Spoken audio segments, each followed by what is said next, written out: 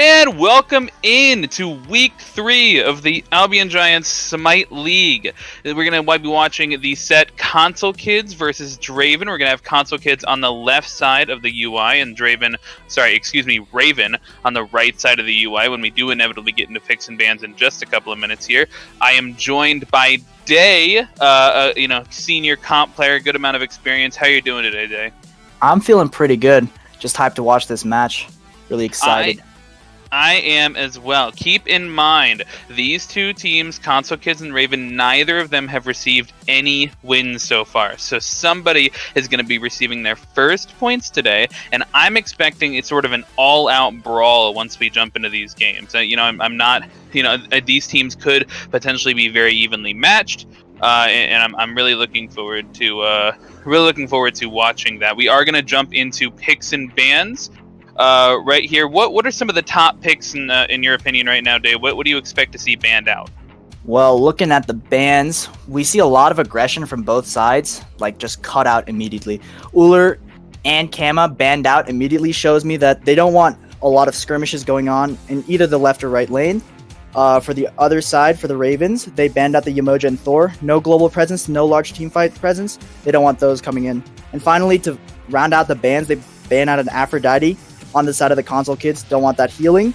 And on the side of the Ravens, they don't want to deal with that massive objective damage that the Merlin brings. So it makes a lot of sense overall. These are a lot of meta picks.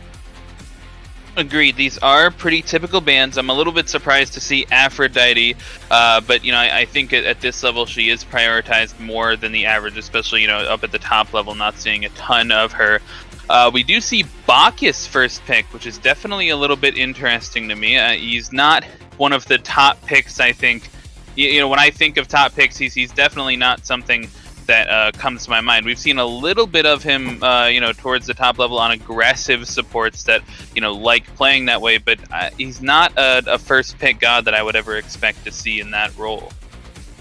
I mean, he's not a first pick god, but he does bring a lot of aggression on the table, and when you ban out the Yemoja, you're pretty safe to pick him, not to mention the Ullr, so there's really no CC, and he just brings a shit ton of kill power in the lane, so not very surprising. But a Raijin and Iza on the other side. Raijin and Iza do get picked up. Izanami has a ton of pressure in that duo lane trying to match the Bacchus's kill pressure towards the early game, and Raijin, one of the classic top mid laners that we've been seeing a ton of. There's still a good amount of mid laners open to go against this Raijin. Discordia has been seeing a ton of play, as well as I think Nuwa has popped up just a little bit due to her buff a couple of patches ago, but I personally think she's being a little bit undervalued. So we'll see if we see that here. But we do see the Huyi come out, another highly valued hunter, and then we have an Amaterasu for what looks like is going to be the solo lane. Who do you think? And I think we have an Achilles here. Which 3v3 so far do you favor? Which 3 picks would you rather have? I mean, the Console Kids have a sick team fight.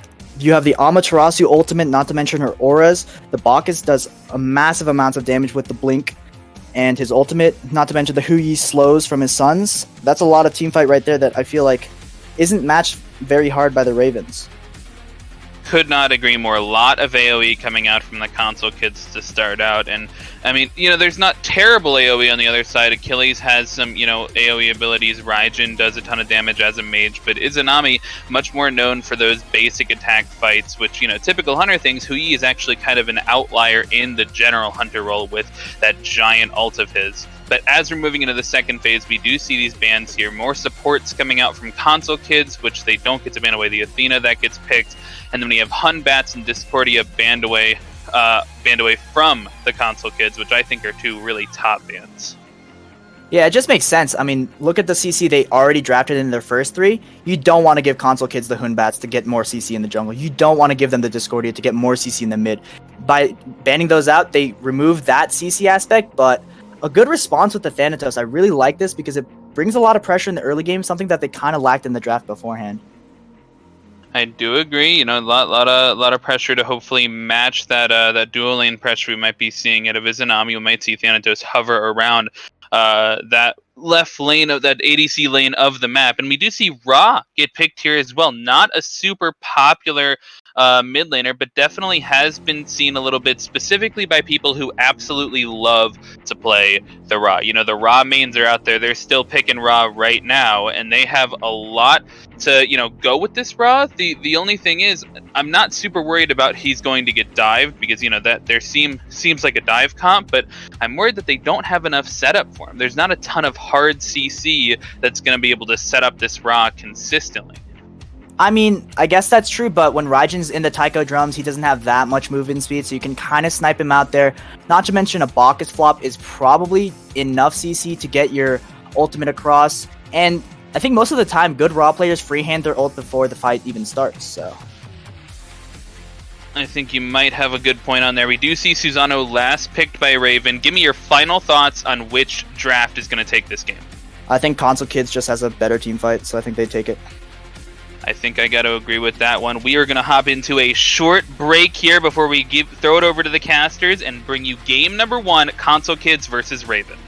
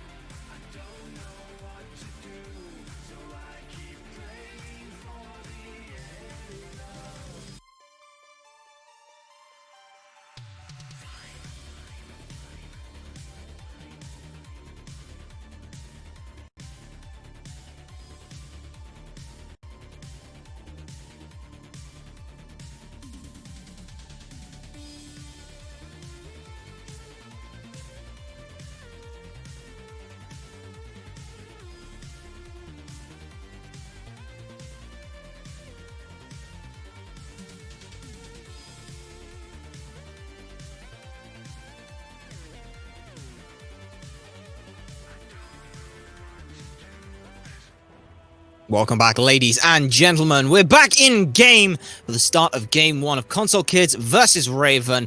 I'm Supersonic Blur. I'll be your chair 1 for this evening, and joining me as my chair 2, my cohort, my compadre, is TIH Vengeance. What's going on, everybody? Blur. It's good to see you again. Well, I say see you. Good to hear you again. It's yeah.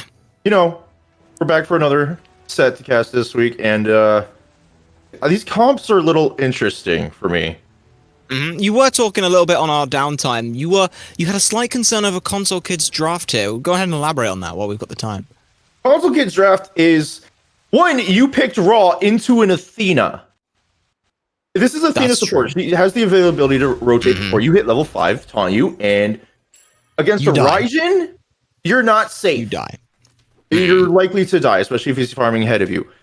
The other thing is, your Thanatos, and this has been like a key thing here very recently in the games we've been casting.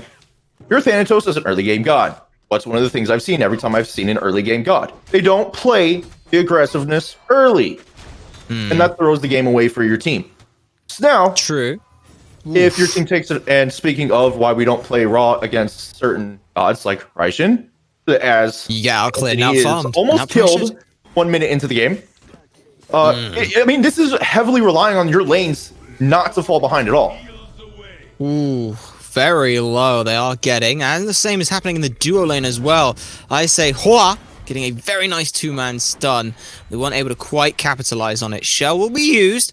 Actually see how well Ligma Dude, fantastic name by the way, was able to go on aggressive. Usually hunters get the dash level 2.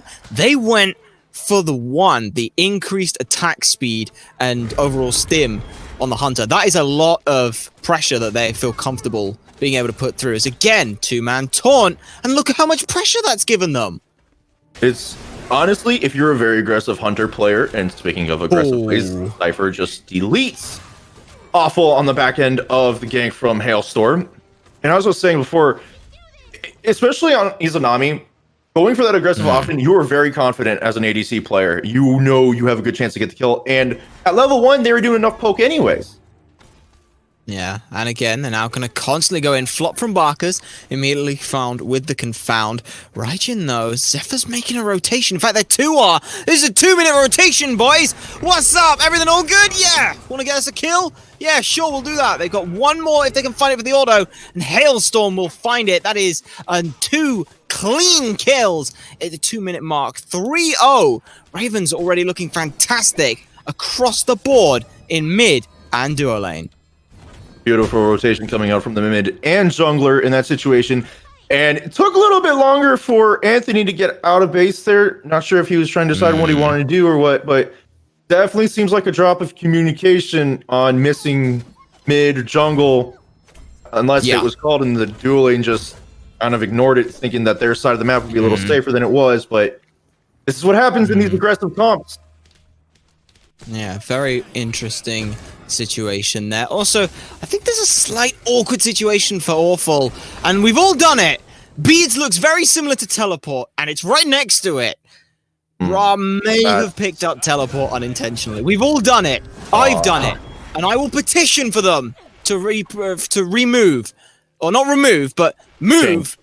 Change the order. Put them in alphabetical order. Do something, please. Not even that. Just save this travesty from happening. Honestly, just change the icon of one of them, please. I'll give you that. Make one red. I think the red. That would be honestly perfect solution right there. Make beads red. Yeah. Beads? Ew, no. Make make beads red. Teleport looks great as it is. Make beads red. Beads have multiple different colors. That's true. That's true. Very true. Well, we can discuss that currently for the situation, but for Anthony's, that's going to be very difficult for them to work. Though it can end up. All right, I can't justify it. I can't justify it. What I want to see, what he's going to have to do is with this teleport. The next time he's out pressured to near dying or does die, immediately teleport back into lane. Do not miss the wave at all. Yes. Yeah. He walked up to lane this past time. Fine. It's early on. Sure. Next time, use teleport, whether it's to go over to dual lane and counteract the regression. Oh, hold on a sec. Talking about aggression, looks like Console Kids are going to start turning something. Good use of blocking the Athena dash, but there's no more follow-up available. Dana does have ult and could go for it if they felt like it, but Gonna play it safe, try and go for a triple bounce. It won't work. Instead, mid lane, King Zephyr is just running down Anthony because, well, they kind of can. Yeah, this is exactly what Cypher should be doing, taking advantage of no beats, no ages. Although, here's the early aggression out of Thanatos. Cypher feeling that one from close up, having to back off himself. But as I was saying, this is the difference between picking Raw when you did and having a Raijin on the other team. You really got to know these comp and counter picks. Ooh, and well, Sav's showing he knows a little something about me. I'm gonna see a little bit of a use of almost teleport, the idea of getting Athena back into the lane. Ligma did get just enough support, the mitigation's coming in quite handily, and it does put the enemy team on a timer of, if we can't all in them, they've got reinforcements coming, they could potentially turn it around. And like I said, the mitigation is very, very strong, so good Anthony, to do. please teleport. That's Stop walking out of base. He's walking Use out of base. the teleport! Use it! You've got Use it! the relic! You have it! Use it! This is something everyone needs to learn. Make Roll with the your best mistakes. of the worst situation. You misclicked. Honest mistake. Yes. We get it. It happens. As a jungle mage before, I've gone mage's blessing. You know what? Played it through. It still worked out. Do not make that relic even worse by not using it. Oh, well, blink through. Actually, no blink through, just jet stream. Will be able to steal away the buff. Uses Typhoon to buy themselves enough time to get back to their team. And now Zephyr's around the side. Ra Snipe connect. And that's the trigger that all's needed. Tanner's going up. He'll look for someone, but just out of the range. Blink comes through, and he won't be able to follow up. Now Hoyi's made a rotation. No one's picked up this red, so they will at least have that to console them. See what I did there? Console. Oh, Blur, you're killing me, man. Tell you the honest thing, dude. I didn't. I genuinely didn't honestly, even plan that. You know what? Honestly, I'll give you even credit for not doing it sooner. I'll give you credit for that. Honestly, with it that big of a pun just sitting out there, I'm surprised you did not do it sooner. I didn't even intend to do it. My brain just sort of went, console. And then I realized. Speaking of realizing, Anyway, for realizing making he the best popped of his that ages situation. as Tanner nearly kills him. Doing a great job with Oh, that two-man taunt was huge! Looking for a potential turnaround, but they can't quite get in range. King Zephyr, Barkus with a two-man belch of the gods, doing just enough to peel everyone away. Meanwhile, mid lane's going a bit dual lane's going man mode. Izanami gets the better end of it. Doesn't matter, they can be seen through the invisibility. They had Young right where they wanted them. Really unfortunate moment, and unfortunately for Sav, that's just a moment where you want to use your ult, leap away. You're not getting the damage off at that point. Tanner decides clear wave here instead of going after the kill. Honestly, not a horrible decision. It would have been nice to get the trade, but you don't want to risk an Izanami, just dashing away, making you use stuff for no reason.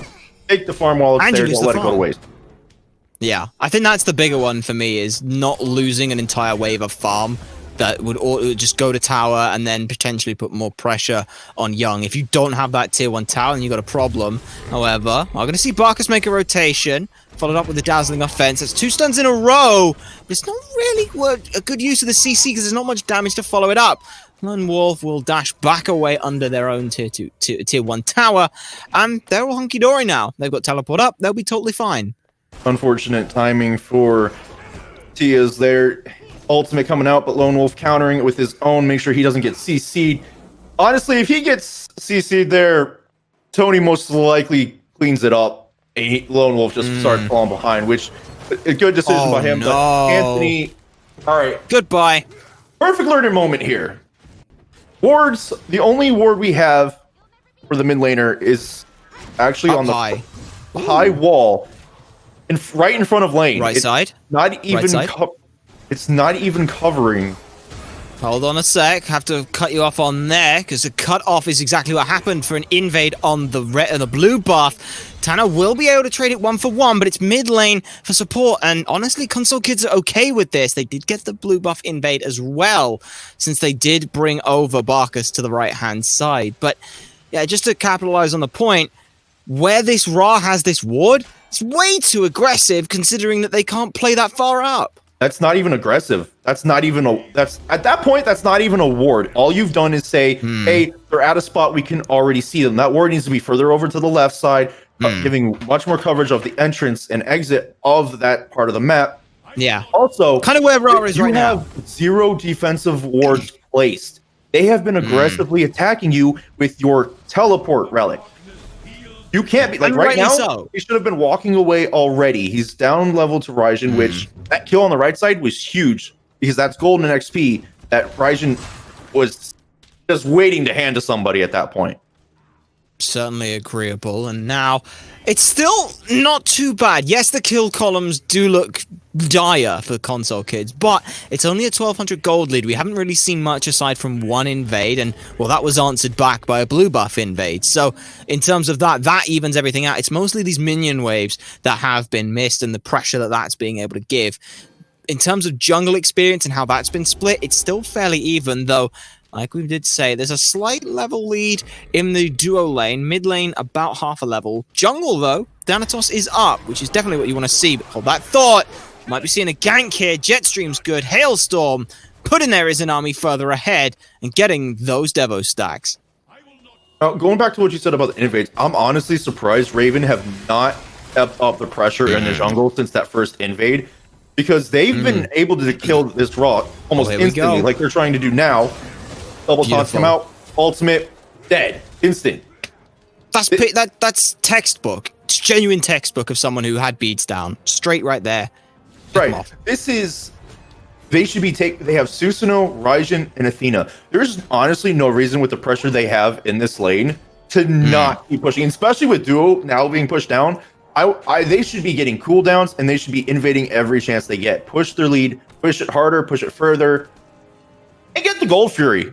Honestly, I would bait a fight at Gold Fury if I were them. Yeah, they certainly have the potential for it. Now sat at about 2,000 gold lead. Solo lane, been fairly quiet aside from the one gank, and this could be the turning point for console kids. This Amaterasu, the desk mentioned how fantastic not only Amaterasu ult is, but those auras for more power, more movement speed. Everything that Amaterasu brings is, I help my team do more in a team fight. At this rate, though, they aren't even going to get to a stage where they get to group up. No, Raven doing a good job applying a little pressure at the front end of mid lane by the mini camps, but now everyone's wanting to do their own regroup, farm up a little bit. Oh, that early Thanatos scythe just hurt and Athena ult? so much. It was smart, honestly. Athena It's coming aggressive. Which they have been able to do, but the pressure was onto Susanoo, so they've dropped that back off. I thought they may potentially look towards a Gold Fury look there. As you mentioned, they've got a lot of pressure in these lanes, and not too bad confirm if they can poke out the Ra, but they're still opting to just try and hard farm this. Want to get a little bit more online before they really look to try and secure an objective, especially against a Ra who has the best confirm on the map, I would say. Honestly, what I want to see Raven do is, since Anthony is playing so... Cypher should go all in right now. Go hard. All in him. He had this opportunity here. He had the opportunity to draw on his side of the map, just go all in, go aggressive. And... there's an all-in potential. Wait. Okay. Well, that was an all-in attempt. They will be able to secure it eventually. We'll drink to that one. Not 100% sure on why Tyus jumped the other way. Could have secured the kill without the ult. But hey, the kill is secured. And that's a little bit of breathing room now for young Sav, just to get some more of those stacks. Surprisingly, though, they're still fairly even in terms of these Devourer stacks. Only 9 in it. Honestly, this is surprising. With young Sav being 1 in 3, those 3 deaths... It seems that dude is not taking enough of advantage, or the console kids have been doing a great job on the left side of the map keeping their farm up. Now, I'm saying that, and we see both Duel and Harpies are still up. I get they're not the greatest farm and most important farm or whatever, but if you're getting both, it's still a good way to increase your lead, and especially when you're stacking. Well, again, we've seen this one play out before. Ultimates haven't been used this time until now. Dazzling Offense will come out and connect. just trying to get a little bit more poke. They are going to tower dive, and they'll use Shell, but Raven use this opportunity. They see two on the right-hand side. How will Console Kids be able to defend on the left? They are starting to get a grouping, but it's too little, too late. Raven secure the Gold Fury. Thanos up, trying to chase it away. They'll only look for a straggler. They get one, but it's Athena, and they're able to dash out. No real follow-up available for them. Raven get that first Gold Fury they wanted. Good job getting the Gold Fury, but in the mid lane too, trying to get over aggressive. Hailstorm doing a good job of doing damage. Cypher cleaning up. Two with the double tires. 3 onto the Taiko drum. Sav taking out Hoa though on the side. Hailstorm low. Cypher under half. Sav put absolutely so far down, and Hailstorm taking it up on the back end. Cypher getting damaged off of the crashing thunder, and honestly, that was a beautiful counterplay from the overaggression from the mid laner and support. Raven were able to do so much on the back end. Usually that kind of play from Console Kids is the right thing. All right, they've backed away. They've gone towards, they got Gold Fury. They've invested a fair bit. We can look at mid lane. The problem is usually it's they've got Gold Fury and backed. They've got Gold Fury and backed. We can use this little bit of time to pressure mid lane or pressure Pyromancer. That's not what ended up happening here. There were still members around, and the investment was Susanoo ult. That was the only investment, meaning that I say Hoa has still had the Defender of Olympus to be able to bail people out. They couldn't go as aggressively as they wanted, and Raijin still had more than enough damage as, well, that's pretty much what's been happening here. Is Ra goes in, Ra tries to do something, falls too far behind, doesn't have any way of getting out, and then it kind of all falls apart for Console Kids. This all comes back to my initial concerns about Console Kids draft. You have the early game Thana. Don't get me wrong, the Thanatos is not doing bad. The issue here comes to the immobility from your mid laner on Raw. Now, yes, we can say with or without beads, they'd still be in a problem. Right. We can say the teleport, brings a whole nother issue, but the bigger issue is you have so much CC on the side of Raven, just out of the jungle, mid, and support. And even with beads, you will most likely be.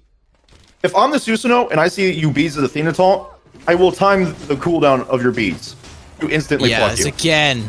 Look at this damage, Thunder crashing. King Zephyr has never had any qualms or queries going in like that. It's going to be a rotation now, but look how far they've already been able to get back. Thana, I thought was channeling the ult, but doesn't. Now it's a 3v1, taunted back in, and now the Thunder Drums will come out. Good bit of damage. That healing is going to do next to nothing through a Divine Ruin. Thunder crashing again. Anthony does secure, finally, a kill with that ultimate, and Raijin may have overstepped due to a rotation from Ho Yi. They will be able to just eat themselves away. Thanatos gets executed thanks to a fantastic tip taunt touch.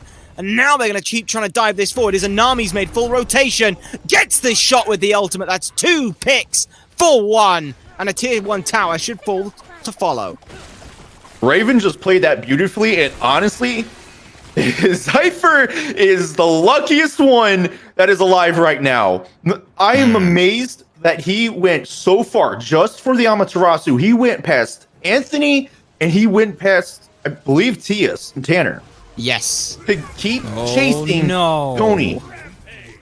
Who now falls. And I should stop talking about specific individuals. This is bullying. This is straight bullying. Wherever I say goes, King is there to follow up immediately. This damage, how are you supposed to deal with this at this point? At this point, you have to turtle. You cannot aggressively push. You have to take the farm where you can. You have to wisely give up what you cannot fight. At this point, in a 5v5, the one who has the best chance of fighting is Tony on Amaterasu, but they are shredding him. This Raijin, with his build currently, between Divine Ruin, cooldown boots, Fear of Desto, and what I'm assuming is going to be Soul Reaver.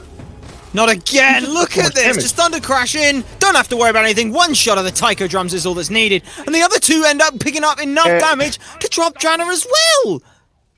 Another double kill coming out of Cypher on the back of a taunt from Hoa. And now, Fire Giant being started by Ravens. Honestly, Console Kids just need to give this up. This is a 20 minutes. This is not EFG. Young staff, you're not going to be able to defend. Awarded an awkward spot, but you know where the rest of the Ravens are. And look at this. They're under half health. If Tanner and Anthony were both up, they can make a quick engagement and get a couple kills, take off the fire giant. Yes. Unfortunately, they're both down. There's not much you can do outside of pushing these waves. Tier 1 goes down in duo lane. Tier 1 mid is close to falling, so it's essentially a free tower at some point, as long as you don't get over aggressive. Indeed. Now, though, some of those level leads are starting to purely snowball, especially on the 2 carries. Mid, 3 levels down. Hunter, 3 levels down. Jungle, about even, and support's as good as you're going to get. Solo laners are the same level, and that's going to be where things come down to. Oni has been picked up, but it's just trying to taunt everyone out. Raven do secure it without much contest. Now they're going to try and look to see what they can pick up. Nice silence, and they're going to try and chase out. They will force the ults. That should be all of it if console kids can get out, but that's not really the plan, and not able to be successfully done. Raven pick up another kill and transition nicely to mid, where Anthony is out of position and now back in base.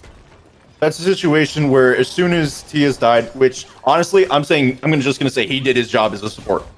He did what he could, his team enough time that they could get out. Anthony needed to walk away. Sure, throw out your line, searing damage real quick. Throw damage out. You one can do that, but walk away. Do not push up. Do not stay. Turn and run. You can't defend any of these tier 2s. It's a fire giant. You're down multiple levels. Matter of fact, the mid laner is down 5 to Cypher right now. Ooh, that's a big deal. Very dangerous. You can't afford to be out of position. And honestly, Raven's doing a great job of punishing them for it. Indeed they are, and now with these Oni minions as well. One wave has been dealt with over on the right-hand side. Frenzy and the Suns will come out just to try and deter the rest of the fight, but Lone Wolf picks up Tanner already. Raijin sat in the taiko drums, beating out Pain the entire time, gets away on only 100 or so HP, and everyone else from Console Kids has just crumbled. Hailstorm getting punished for being way too aggressive, trying to clean up Tia. But the mid Phoenix does finally fall, which most people would tell you this is the hardest one in the game to get. And now with 2 waves, one of which being the Oni Fury wave, this left Phoenix is going to fall quickly. Ravens letting Fire Giant heal, but no. They can go for it. Honestly, they can They kind have of go 5 for seconds this. on 2 people. Well, I don't think it really matters. Close. Look at how fast this Titan is shredding. Thunder Crash in. Shell's been popped. Thunder goes up to just try and dissuade what they can. They're going to get low, but I don't think it's going to be enough. They've swapped off and gone for kills instead. Searing Pain getting 2, gets 2 picks. 3 have gone down, but it doesn't matter. Titan will fall. Raven able to clean this one up in under 22 minutes. They were doing such a good job of defending, but they left dude alone on the back end of it. Someone needed to W key him to force him off the Titan. Unfortunately, because that didn't happen, he had a lot of free damage going on to Titan, even though he was walking away. And that's closing up this game 1. This just comes down to comps for me. This from minute 1. And again, we can argue the teleport relic all we want. It doesn't change my mind about how this game went. Yeah. Because you just end up seeing beats forced once, and then it happens. So maybe we'll say 3 deaths don't happen for Ra. He's still 2-6-2. No, right. If you ever see heavy CC and then an Athena picked up, try your best not to pick up an immobile mage like Ra, unless you're going to play back, play safe, and just go for long range damage, which is already hard enough to do on Ra as is. So, indeed, honestly, Comskids, let's say they do want to redraft the Ra again. I want to see a support with better peel, better CC, and I would also like to see it out of the jungler. Like, if you can, Thor, even Raven would have been huge there because of his root and just early damage pressure.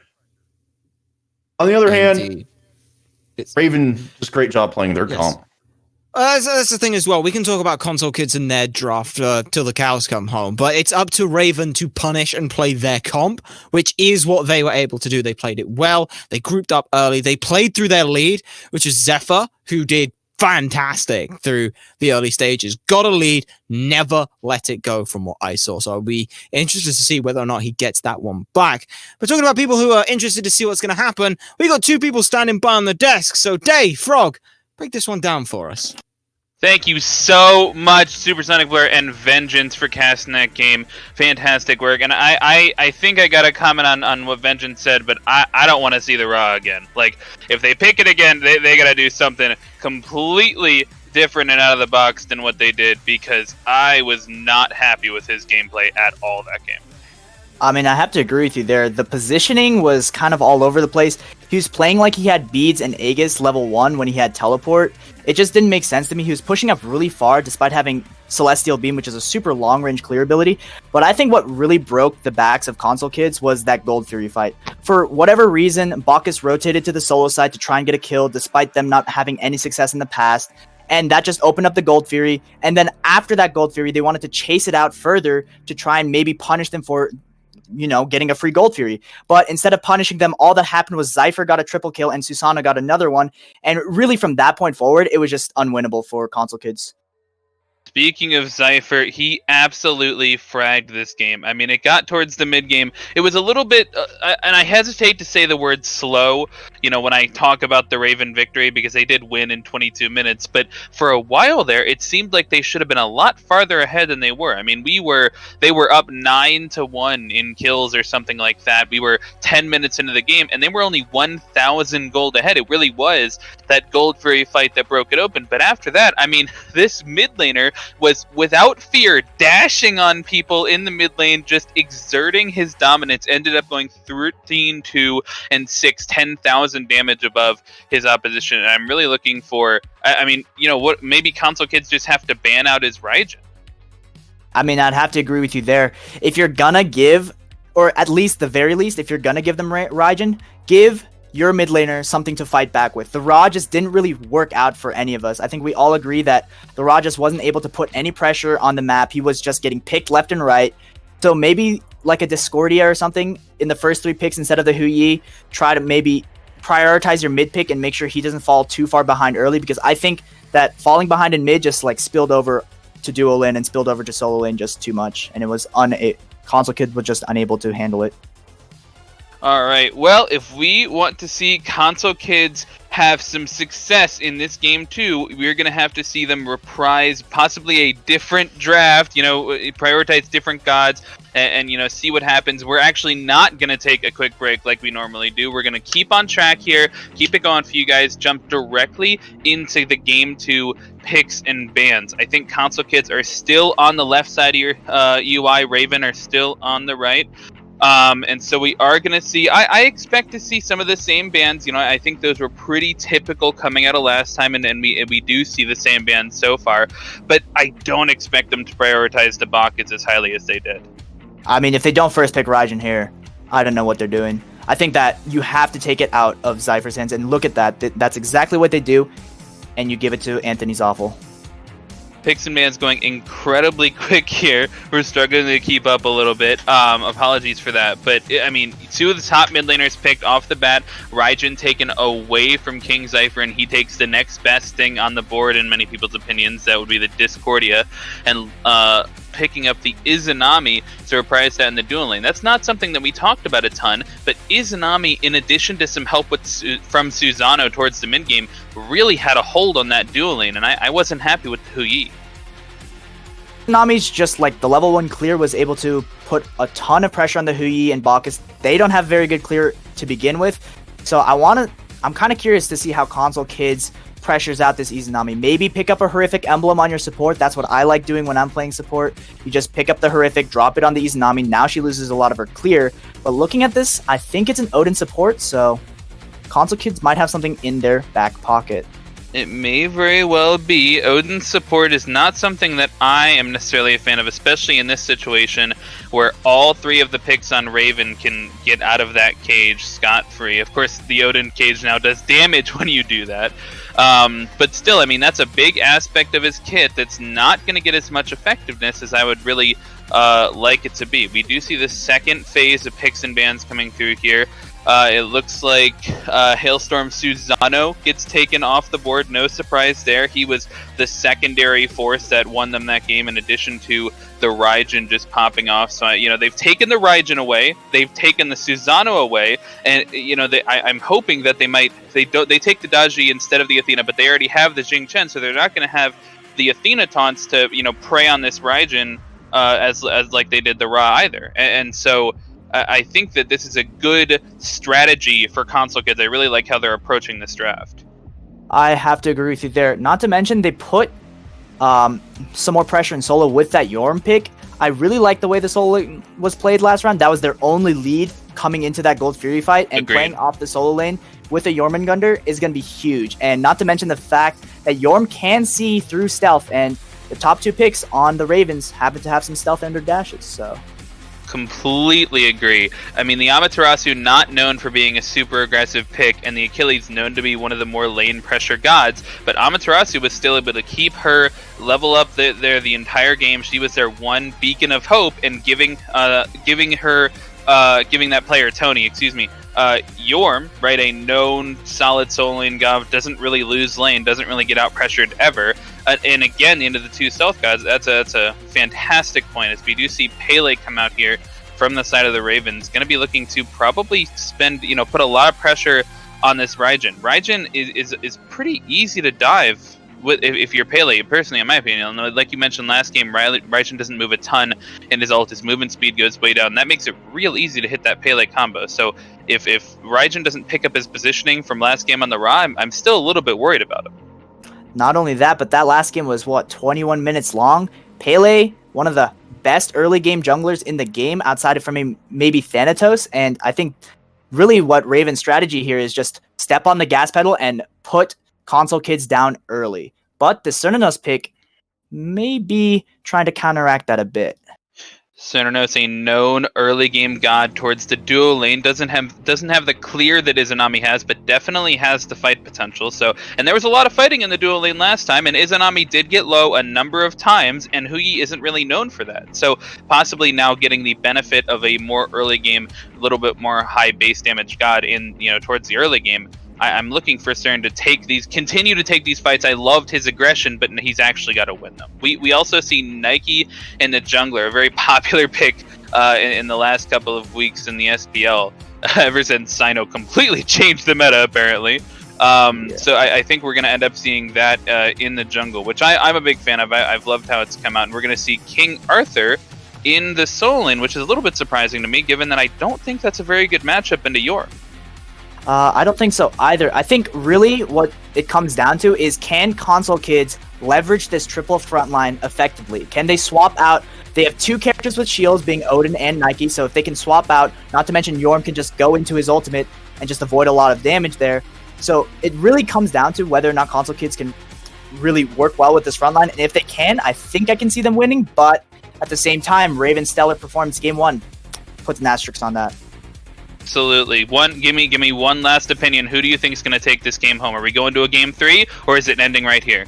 All right. So without taking into consideration Raven's performance, I think I actually do like console kids draft a bit more. However, realizing that Ravens were able to kind of end that game in 21 minutes, I'd have to give it to the Ravens here. I think I have to agree with Day. We'll see if they can close it out here, as we're going to jump into a quick break before game 2, console kids versus Raven.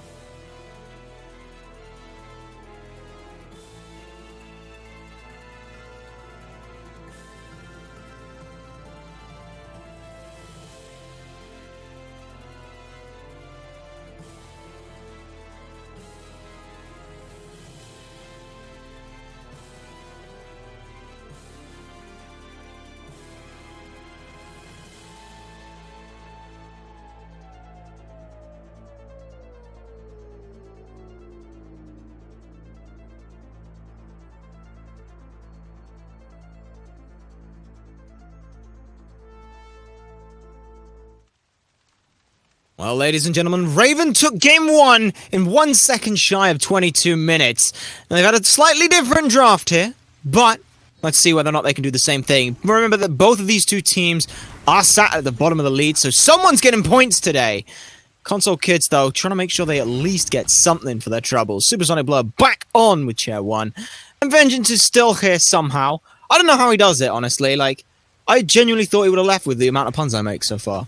You made one pun last game. Thank Did God. I? Thank God for Did that. I? Yes, because you always emphasize your puns, Blur. Do I? Yes, most of the time. Not all of the time. There are some I that are swear you're sneaky. trying to chase me away. There are some sneaky ones there, but that is my path to victory on everything. So that's what I will do. Meanwhile, Console Kids, much more aggression coming out for this early game, though not with the Barkers, this time with the Odin, something we're much more likely to see. Jing Chen, who was banned out this game. What is it that Jing Chen really warrants being banned for here? Banned? Oh, hello. That's something we didn't get to see last game. Anthony picks up first blood. That was a solo kill onto the Discordia. Zephyr put down early. That caught both of us by surprise there. But I guess it just goes to show how strong this early game is. Odin, though, pushed back. Will shell and get the team back to safety. But yeah, what is it different for how this dynamic's going to be for this duo lane as we see a bit of an invade going on? Well, with the Jingtian being in lane, he does create no. What? He does create a presence in dual lane with the aggressiveness that can keep up with Odin's. Now, when TS hits level 3, it's going to be a lot harder for Hoa to keep up with that aggressiveness because he can just bird bombs, auto stun. Hello? Speaking of keeping up with aggression, Lone Wolf's doing a great job of not only keeping up, but out-aggressing Tony and getting the first kill in solo lane, but this round the back, Tanner. Nike has made the rotation. Just do it is what they're planning to do, but there's no real follow-up available for them. Their Raijin has made their way over here, so they're looking to try and find something, but couldn't find the Raiju to get some more damage. Pele will turn it around. They're going to just try and sort of hover here, but this is great for Zephyr. That's free farm for them in the mid lane. Look, that wave's gone into tower, and now they're already working on the next wave. I'm not a fan of that. It was a nice rotation, but it was too long for Anthony. He needed to come immediately back as soon as the aggression started dying down and going away. And he already died to the Pele once. You don't want that happening again. She's got good early pressure, even though, you know, she's not considered to be that much of an early game god. He did die to her once. So when she started walking, I feel like he should have probably taken that as a hint. Go back to mid, farm. Now, he's punished. He's down a level to Zypher, who's now getting the neutrals. Was getting the neutrals. He dropped away off it? I'm very confused here. Okay, the clear doesn't happen fast enough. So Zypher is actually fortunate, in my opinion, not to have lost this wave. He went back to do one neutral with this play. Ooh, forces the Aegis, which isn't the teleport this time. Now Awful in a very awful spot. Does get Thunder Crash up just in time. They will squeak their way back to tier 1 tower, but that's a TKO. And now this is a wave he doesn't get the experience on. Solo side, Yumanganda is a level up and will get into the World Serpent first. But they're still being chased away. Lone Wolf dashing in to follow them. There's the slow. If he can just find the damage, he will be able to do it. And he keeps going, but he gets back on the tower. And a nice little safety net there coming out from the passive on Warrior's Blessing. Keeps Tony alive. One of the things I want to point out about why Lone Wolf is able to do so much pressure, he's got Glad Shield fully. Oh boy. On the other hand, Tony only has tier 1 of Jade and tier 1 of Boots. So it's a lot riskier for him. Oh, there's some risk play coming on forward. Nike blinks in. There's the up-down. Tannersucks picks up the Jing Chen. They will be sent back to base. Solo side, though. Pele makes a rotation. The Volcanic Lightning is good, but it's not what is needed for the last shot. So trade out. Overall, who does that really favor, though? Oh, What? Are we in arena? Is this arena? I'm not going crazy when we're playing arena right now, right? I think the issue right now with Anthony is ever since that first kill, he's been playing up and really aggressive. The problem is he's dealing with a Discordia, who has CC and very good burst damage, and an ultimate that you don't get to really control. And he's got Aegis on top of that, not Beats. Aegis is fine, but it does not let you escape any of the CC like Beats would.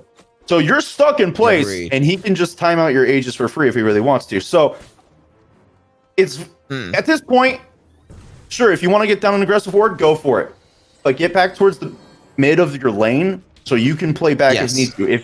If he's got 1 health, fine, play aggressive. But if he's near full, I would say give it up unless you're clearing instantly.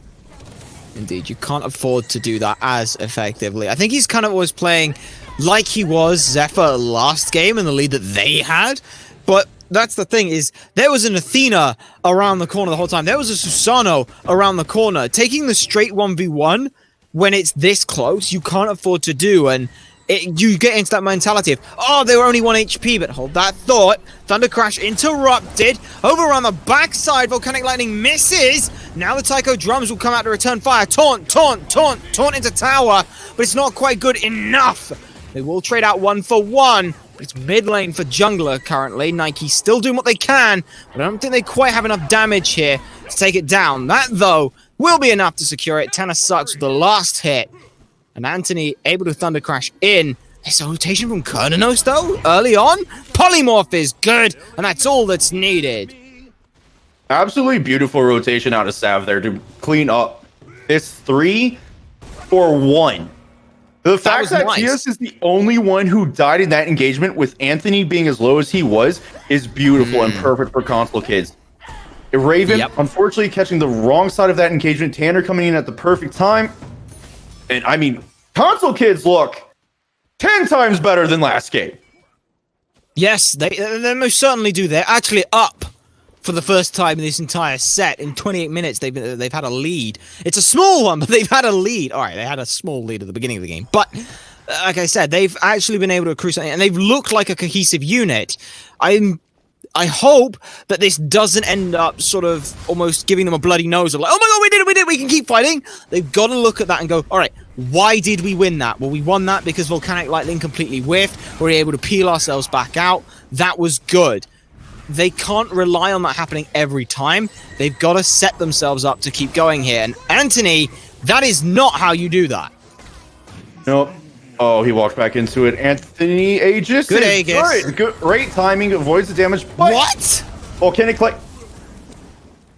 Why blink into Volcanic Lightning? But Hailstorm, oh, that was a Hail Mary play. Gets themselves away.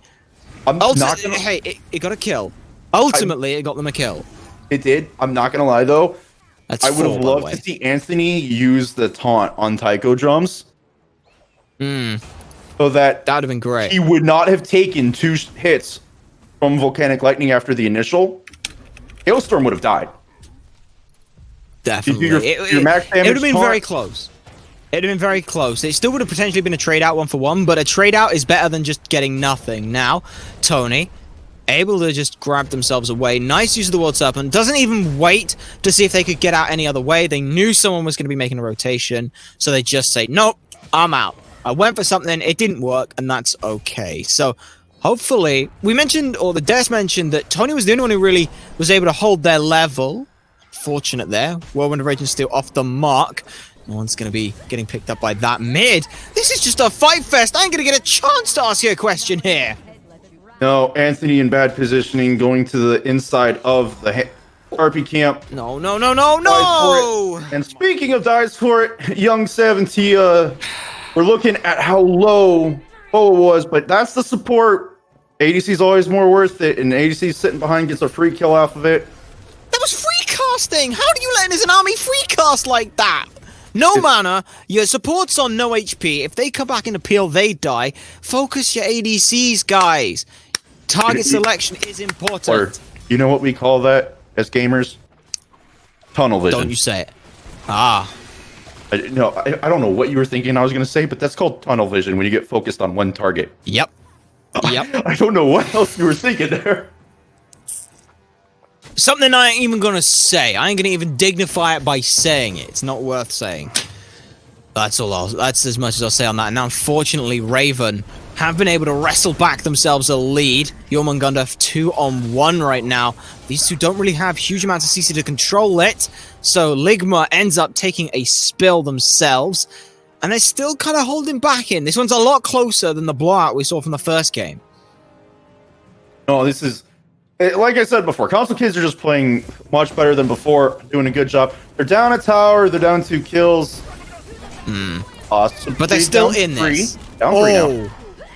That's a very unfortunate look, but good volcanic lightning. Osiris Cage, sorry, Odin Cage comes out, which spends the entirety of the Pele passive. No healing for her to keep this one going. Blink from the Nike is good. We can't find the last basic. Minions, though, doing a good work. Tannersucks finds it with the jump. That's a Goomba stomp right there, if ever I saw one. Well, that right there is just the outplay of... Oh, good use of the ultimate there from Nike. Sentinel of Zeus is just enough to buy them the time, mostly the CC immunity. Now, going back to your point. As I was saying before, Tanner just made an 1,000 IQ play by making Hailstorm go back towards minions. Yes. You take damage, and they're archers no less, so they really, really hurt. They have auto-aim, okay? Archers suck. You can't fight them. They'll always hit you. Young Sev, though, making an outplay of his own, backing on the enemy side of the map. He did it this time. Aggressive. No, he got out, but, you know, it's been interesting watching these little skirmishes. It's a lot more than last game. Indeed. It's been very interesting seeing how Raven have been able to change the tempo of this game right now. All 5 of them currently doing what they can, individually and as a team, especially around this mid lane. 6 puns, by the way. I'm ignoring them. Now, though. Yeah, you don't even know what they are. That's the best thing, and don't know who they are. Pele blinks forward, pushes Young to a very low and awkward predicament. Thunder Crash in, but it's eating a lot of damage. Meanwhile, Tanner's gone. King gets 1 kill again. Young out of there with the barest of HPs. Tier 1 tower's already gone. They're just going to keep on running this one down the left-hand side.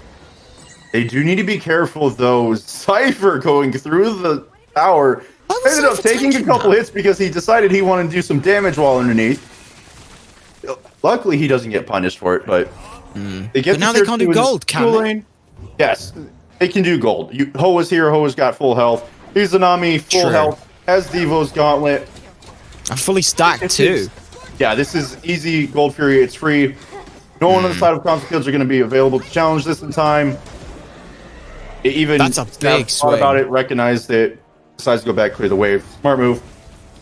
Console kids, honestly, they need to clear this mid lane now. Get that clear. They can try and apply a little pressure at the top end of mid, try and get this tower down. But they still we know what happened the last time they went for this. They not having the last time they went for this. They ended up with a triple kill going against them, and it kind of pretty much broke the back of, or started the slow decline into Raven's favor. Now, though, they're going to play this one safer, just opt for Pyromancer. 4 members are around. No one's really opting to try and contest this from Raven, and I like this. You're up already. You don't need to win every hand of poker. You just need to win enough to out-muscle your opponent, and that's what they're doing right now. No, it was very smart to give it up, but it was also smart on console kids to do it, not allow Raven to have it later on, because now that's a little bit of gold recovered. You don't have to worry about it. Plus, if Raven wants to go for another early fire giant or fight around it, you have a quick way back into the lane. So right now, what I want to see console kids do is focus on farming and being grouped as a team when you want to do something. That's one thing Raven's been doing well, traveling as 2 or more wherever they go to make sure they get what they want. Console kids start doing it, it'll give Raven a lot more issues, seeing that you have Odin ult, Sentinel of Zeus out of Nike. This could be the big thing that they're looking for. Nike will trade places with Odin, who goes in for the ultimate, but doesn't even get a chance to get out. Taiko drums rip through good damage, but it doesn't matter. No one else is there to follow it up. Now Kononos is trying to deal with a 1v1 on Pele. Raijin will be able to finally pick up Jing Chen, but it's all too little, too late. It's still a 2-for-1. Pele takes the 1v1. Tier 1 tower has fallen. And Raijin jumps in to 3. You can't do that, buddy. I know we saw it happen last game, but this is not last game. You are not King Zephyr. You do not have a 3-level lead. You cannot be doing plays like that, buddy. Speaking of 3-level leads, Cypher does have a 3-level lead again this game. Deja vu. As you said, I don't know if it was he couldn't turn around in time when he was pressing it, but he needs to have a little more patience when trying to teleport out of that situation. Make sure he's turned around towards this Phoenix to get out. He did a good job of cleaning out, pushing in, but in the end, he just traded himself out. So again, Ravens got a little bit of advantage. 5 towers to 3, up around 4k gold, 14-8 in kills. Consequences really need their team fight to come online here. Well, that's what they're going to try and hope to do. Might be all through this Nike if she can find one more hit, but she can't. She's now the one who's having to try and turn it around. Minions, body blocks were good. Ligma, dude! Well, tells Tanner where to suck it. And that's exactly what ends up happening. Trash now, maybe getting put down in the ground themselves. They could get turned on here. I couldn't resist. Look, I gotta get one good pun off. Now Kernanos has made the rotation, but Whirlwind of Rage and Steel will come out, forces beads, and Odin back, but there's no one really around. Ligma can't afford to jump up that far. They're still low. So now turnaround is there. Wild Hunt wildly off the mark, but they're still in the cage for a little bit of time. This should be a kill. It's just about how much time it's going to take for them to commit to that. You know, one of the things I'm interested that I've noticed this game is I haven't seen, especially tanks, try and really juke these autos. The way that I've seen them tank is they walk forward, they do a quick right, and then walk forward again. If you're trying to juke, try suddenly turning hard left. We need to unbind right now. We need to unbind Anthony's 3 key. He's playing like Captain Twig, but is not Captain Twig, so can't afford to 1v1 this. It's jumping in, and then immediately Aegis-ing like, oh god, what have I done? I shouldn't have done that. Anthony, you have to pump the brakes, please. Unfortunately, that was a 1 or 2v4 as Raven did a smart job of collapsing together.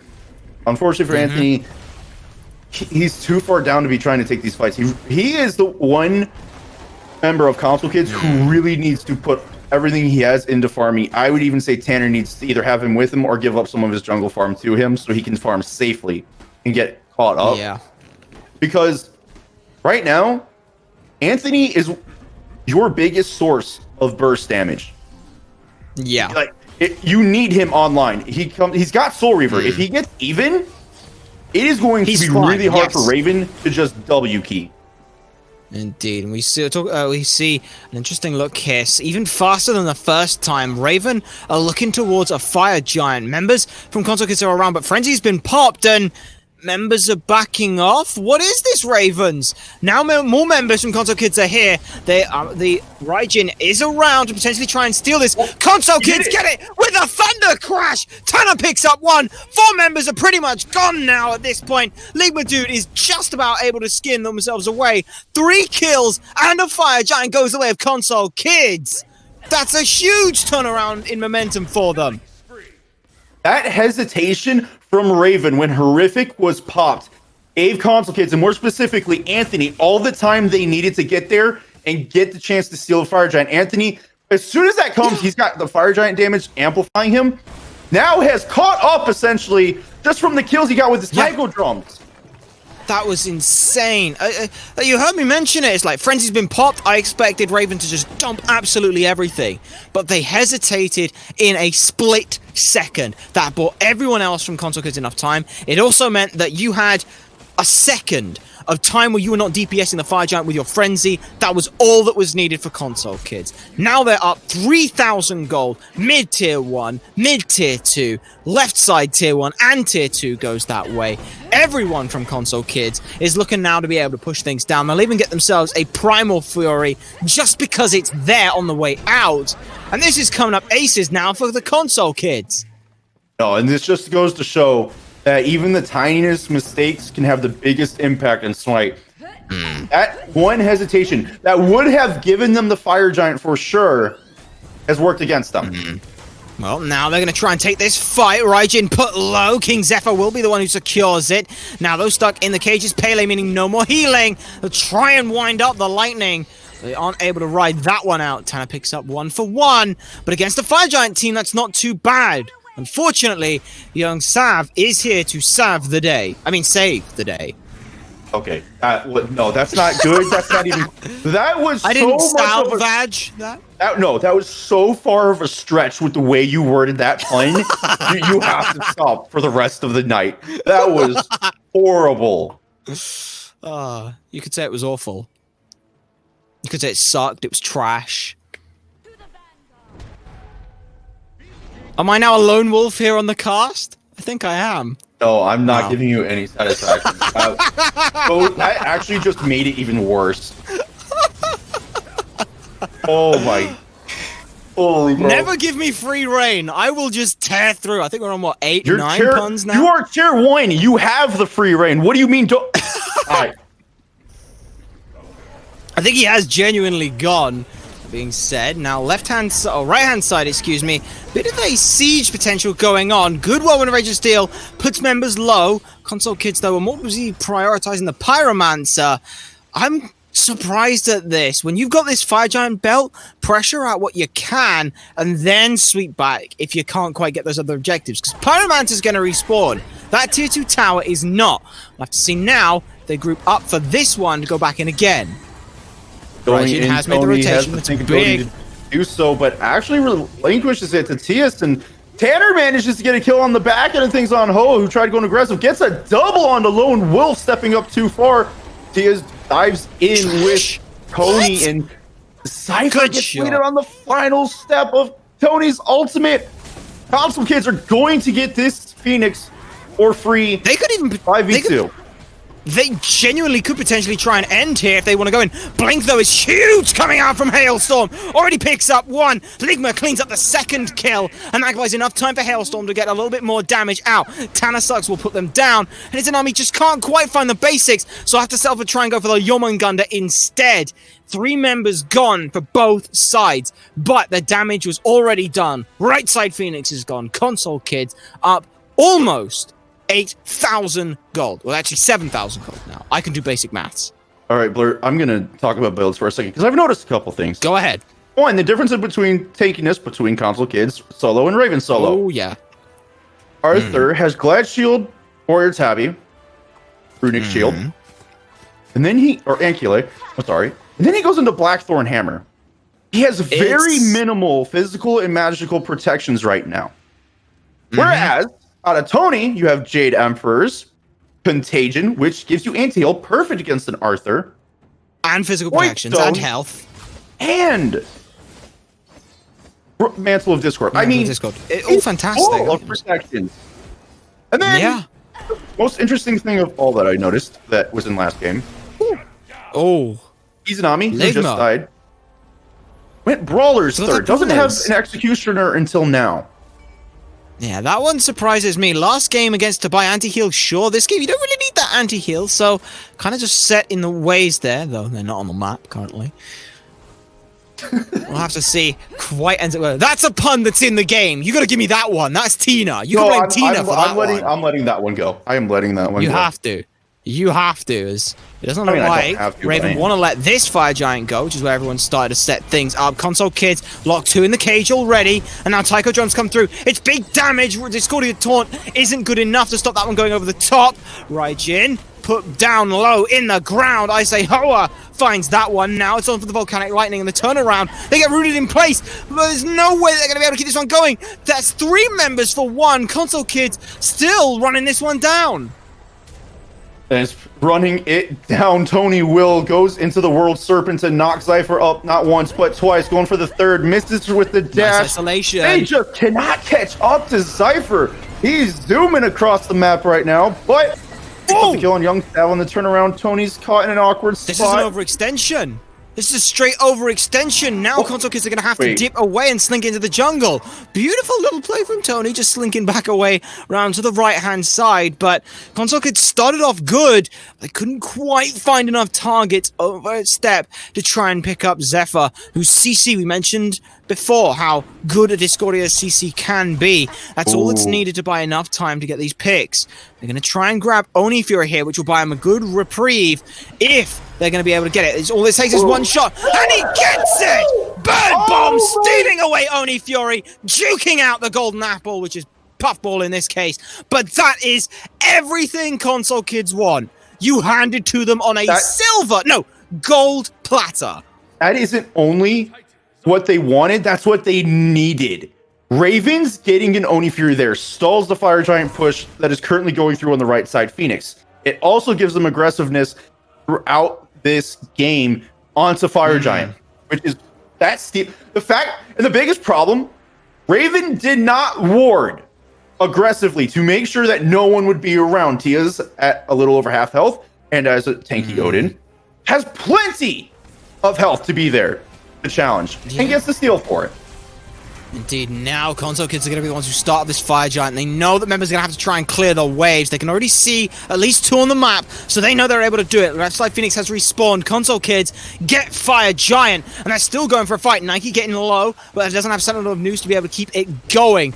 Arthur, though, not as tanky as we mentioned, has to back this one away. So they will get away, but look at that minion pressure. In all 3 lanes, there is pressure for console kids. So they're going to be able to push up any one of these lanes, and they know that Ravens still have to worry about this right-hand side Phoenix, because that's a fire wave that's barreling down it. Yes, and it was a good decision by both teams to disengage when they did. Console kids getting a little too low. Raven recognizing there's Oni waves we still have to deal with. Now, this Fire Giant was a big difference between the last one. Console kids, when they got it below half health, they did not hesitate. They did not drop. They kept it going. Even with Ravens right there, they kept going and just cleaned it up. They had a beautiful ult out of Tia's to zone, so they got exactly what they wanted. Well, what they want now is let this right-hand side Phoenix. They're going to start trying to put a little bit of damage in. Just going for poke more than anything else as Jormungandr pushes up mid. Not the usual 4-1 split that we're used to seeing. Slightly less tankiness on this right-hand side, but the burst potential is still there. And Nike can kind of make up with that Sentinel of Zeus for a good bit of HP. That pulls one away to the mid side, and that's all that console kids needed. Already one's gone down. Phoenix isn't even the target. It's the members of Raven. The bird now falls, and they're barreling into the Titan room. It's a second member who gets low, and will end up not making it out of that one. But will they be able to keep it going? Hailstorm finds one, so it's still a 2-for-1. But console kids looking a bit too low to try and go on for this second Phoenix or ending here. Now, Lick was getting picked off here by Tanner thanks to the rotation out of Tony. Unfortunately, Young Seth and Tanner getting picked up on the back end by Cypher, who's getting aggressive, and Tony finally now recognizing using the World Serpent to get closer, but Tia is extremely low. Cooldowns. If it was not for the shield. Blink. It's got Blink. Hailstorm does still have Blink. Doesn't have the ult available for it. They're going to keep chasing. But I think that might be all said and done. Mid Phoenix. What? I'm very disappointed. Confused. I'm not disappointed in console kids as a team. I'm disappointed in the fact that they couldn't end because Tony was still in mid. Instead of using the World Serpent as soon as Right Phoenix went down to help apply pressure around the Titan, which would have given them possibly 2 more kills. There was a huge opportunity to end completely missed. This puts them at risk of Ravens being able to push back. You just saw Cypher come on the back end and killed nearly 3 members of console kids because of it. It was huge. It is absolutely huge, and I think it goes back again to this idea of communication. What are you planning to do? Are you going for mid Phoenix? Are you going to end? Whatever call you make, it doesn't matter. Whatever call you make, everyone has to do it. If you get 2 picks and then swing back for the mid Phoenix because your member's already there, that's fine. But whatever it is, Tony has to push the minions in, and then minions do the work. You are not there to do tower or objective damage as a Jormungandr. You're not your mid. You're not full damage. You are there to be big, thick, tanky snack boy. You were not there in that fight. You show up late, and it causes a huge amount of issues. I mean, look, you could see here already. Nearly 300 physical protections and a massive amount of magical protections and nearly 3,000 health. That is an impenetrable, immovable wall for the Ravens to have to try and deal with. 10, by the way. No, now the only good thing about getting away from that fight at the end for console kids is that their tanks still have Fire Giant. So they are a little extra tanky with that. So if they do want to push a Phoenix, as long as they're aware of where the jungler, ADC, and mid are from Ravens, well, never mind, it wore off. But if they wanted to push a Phoenix, Tony and Tia has had the opportunity to tank it for a while.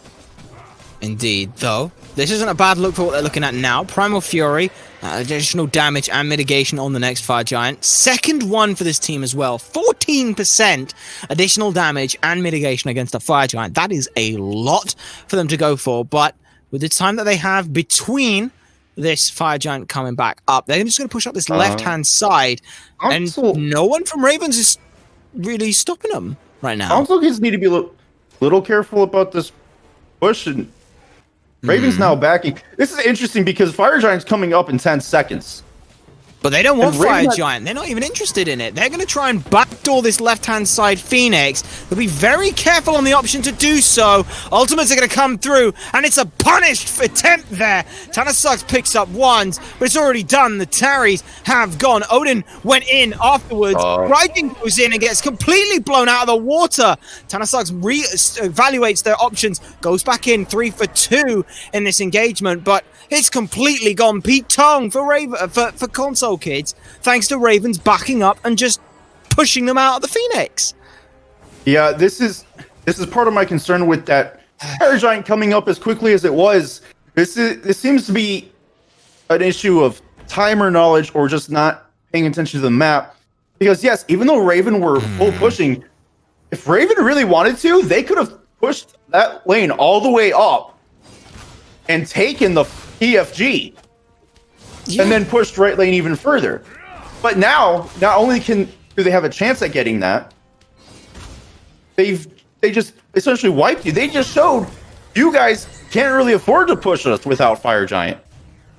Indeed. I think the big one for me is the lack of minions that they all in committed for it, thinking, well, if they want to get Fire Giant, they'll give up this Phoenix and then we can kind of call it even. But Ravens called their bluff and said, no, we're going to fight you. And Console Kids didn't seem to know what to do in that instance. They have to be thinking, right, how are we going to play this if they fight us? How are we going to play this if we give up EFG? How are we going to play this if they do this, that, or the other? They have to be having this conversation the whole time they're pushing. Because if they're not doing that, then they are absent-mindedly grouping and coalescing, and they just happen to blunder into that situation. You can't be doing that. And you know, the other thing that gets me is Console Kids, when they pulled Fire Giant, they pulled it so cleanly that it's surprising they wouldn't have immediately gone for it. Oh, well, they're going to try and lock down one, and that's a big pick for them already. This Pele's been causing them a lot of issues on the backside with their carries, so grabbing that one clean pick for 2 ultimates, absolutely fine at this instance, especially given the 2 ultimates they were. That's Odin ult, which you don't necessarily have to worry about with its low cooldown, and that's Nike ult, which is all about making sure that whoever you've got in front of you can't get out, and that's exactly what they did. So now, it's Console Kids on lead for this Fire Giant dance. They're going to start this one up already, but I don't know whether or not Ravens really want to try and give this one up. They look a bit reluctant so far. Yeah, but unfortunately, this is enhanced Fire Giant. Waves are pushed out evenly. You don't want to give it up. And Lone Wolf shows he definitely doesn't want to. Unfortunately, he dies to Anthony, and now Tony's on the backline using World Serpent to keep them off as best he can. Dude, trying to get a steal, but great zoning. Unfortunately, because there's a little lag on the damage, Anthony falls to the enhanced Fire Giant. Tony does clean up dude after getting it. This still sets up Console Kids. It's a 4v3 now with Hailstorm respawning. They can still get this Phoenix. They just need to play smart. Let your tanks in. And honestly, I would like to see Tanner just full in on most likely Cypher. Just keep him away from your team. They're going to have to. Woven of Rage and Steel comes out just to try and buy some time around the back. Pele's here, looking at these damage dealers. There's the Volcanic Lightning again, but good Pete and Aegis. BA is able to buy enough distance for them, and Pele has to back this one out. Left side Phoenix, or right side Phoenix has fallen, and look at this now. Nice look here from Console Kids. Just back it out, say, right, let's just go for these Phoenixes like we wanted to do. All they need is to buy time and space for this this Kernanos, don't know where Sylvanas came from, but all they needed was that little bit of time with that EFG, and they're able to pick up a second Phoenix with relative ease. Much better decision making coming out of Console Kids on these pushes. This time they get 2 Phoenixes instead of just 1.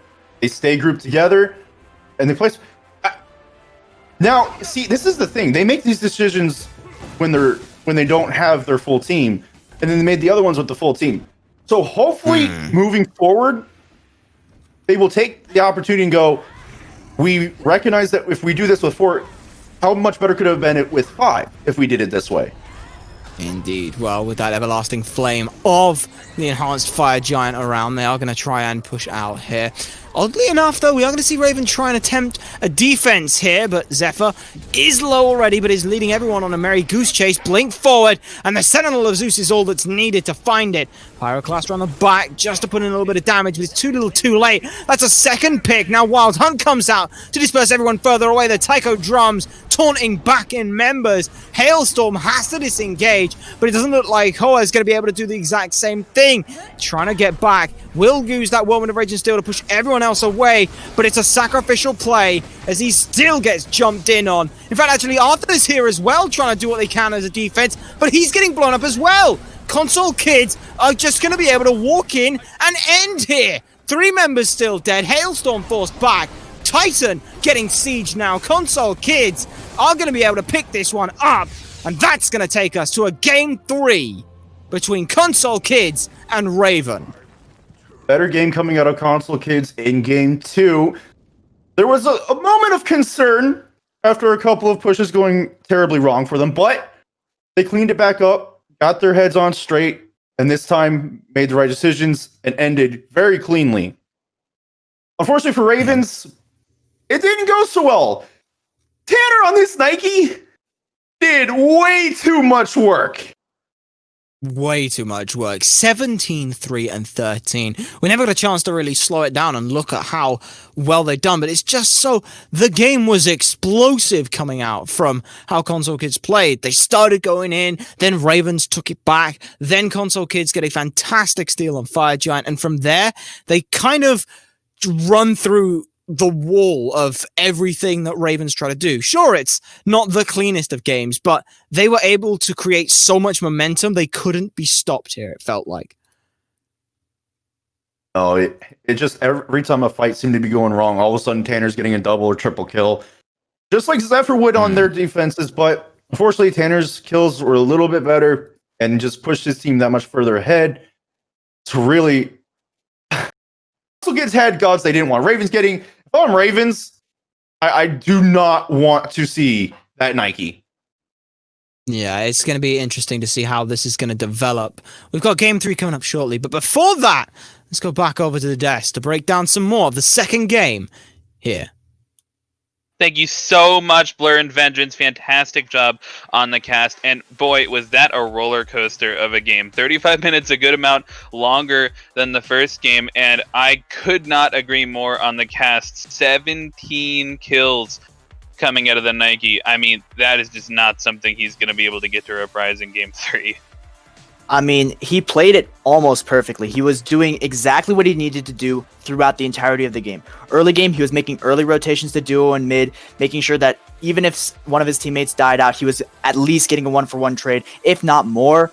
As the team fight started getting like bigger and bigger and with more and more members joining in, he was dissecting the team fight perfectly, making sure that both of the Izanami and the Discordia were focusing on him, while his carries were focusing on the dive of Pele and Arthur. And because of that, in those late game team fights, he was able to cleanly dissect it. But I don't think we should forget about the hero play that Anthony made with the Raijin.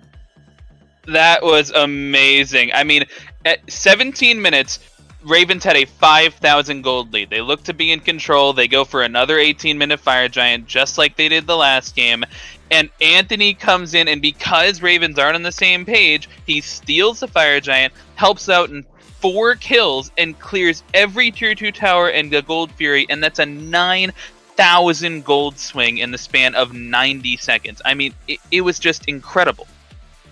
I mean, Console Kids, early game, didn't look great, but as soon as they got that Fire Gen, as soon as they got that lead, they were able to step on the gas pedal insanely well, and I'm really impressed with that capability.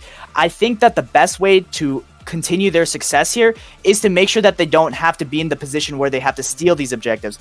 Not only did we see a steal from the Raijin, but we also saw the steal from the Odin onto the Oni Fury. That opened up the doors for a next FG, which allowed them to siege that right Phoenix once again. And speaking of that right Phoenix siege, I think we have to, although Tanner was popping off that game, so was Zypher. He was playing to his namesake and playing like a king. He was shutting down a lot of these defenses. And that game, which should have gone on to like 27 minutes, went on to 35, I think solely because of him. Yeah, I couldn't agree more. He still was able to reprise his role, had 13 kills just like he did the last game, just a few more deaths. But I think in part, Zypher played great, not taking anything away from him, but I'm really looking for console kids to sort of maybe clean it up a little bit. It seemed like they weren't necessarily always on the same page. I know Vengeance touched on that right lane Phoenix Siege where Yorm wasn't in the team fight when he should have been, and that didn't go super well. There were a couple opportunities that they had to maybe even close out the game earlier, and they overcommitted a little bit too hard and handed the Ravens an opportunity to get back into it. Luckily for the console kids, they were able to close it out off of a nice team fight in the enemy left side jungle.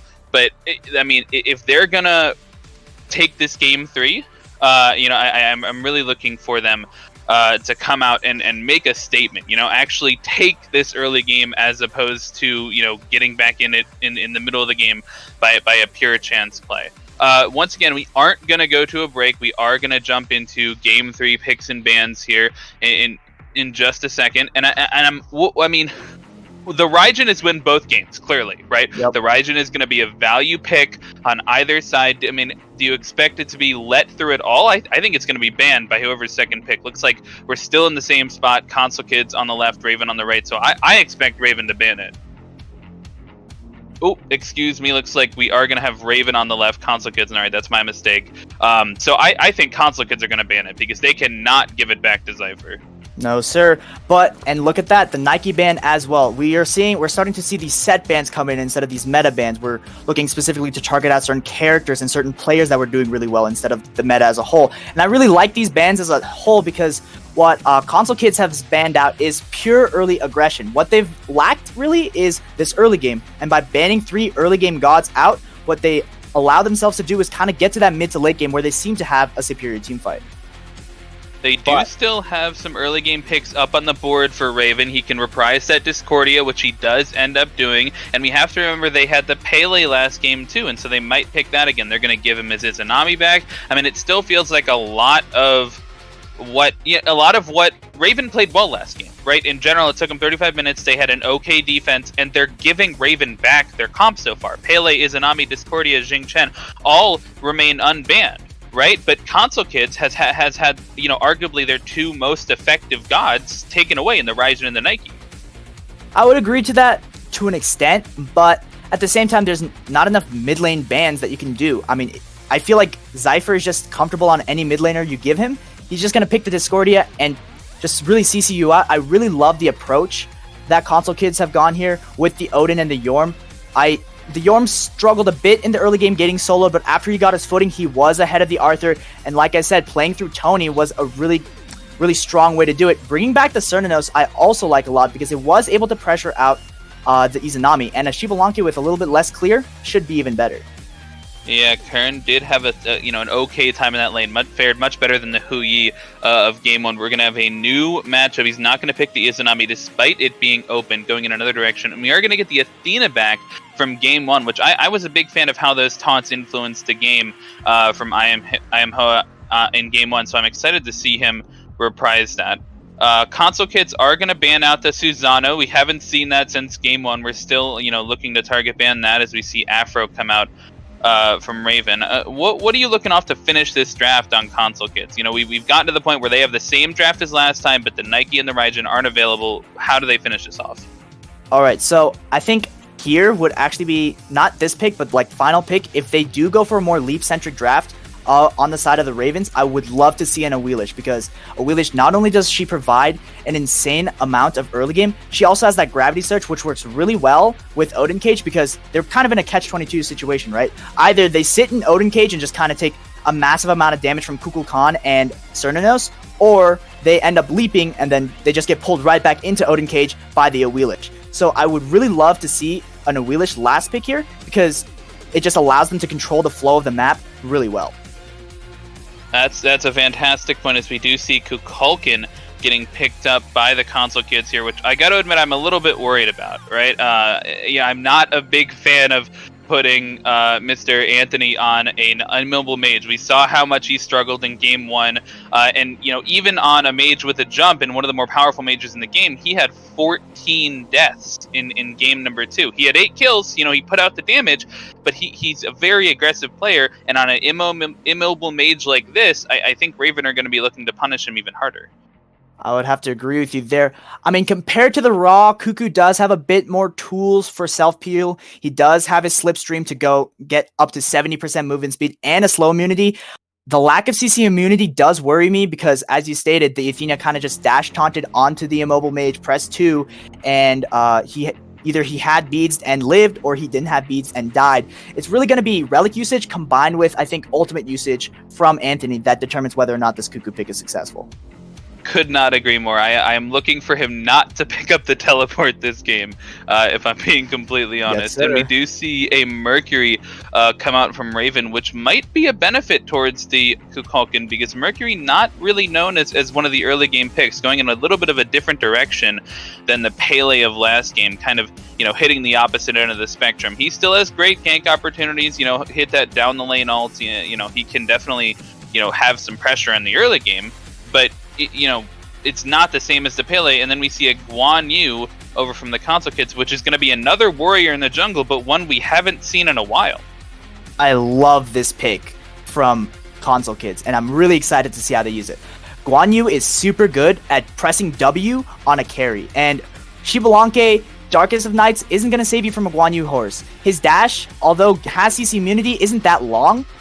Same with Discordia. Her dash isn't that long. Yeah, it gives you iframes, but really, I think I really love this draft from console kids because they were doing so well with the triple frontline, and running a triple frontline back, but with a little bit of a twist, is going to be super exciting. I am looking forward to it too. Guan Yu coming out in a meta that we have not seen him basically at all, but he had really good success with the Nike, and so I'm looking for him to reprise that on the Guan Yu. One last time, going into game 3, whoever wins here is going to take the set, take home their first points of the AG Smite League. Who are you giving it to?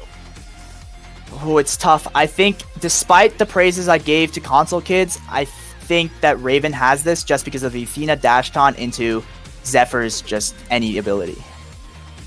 Alright, I have to agree with you there. Raven's been looking strong. We are going to hop to a quick break before hopping into game 3, and the deciding match will be right back.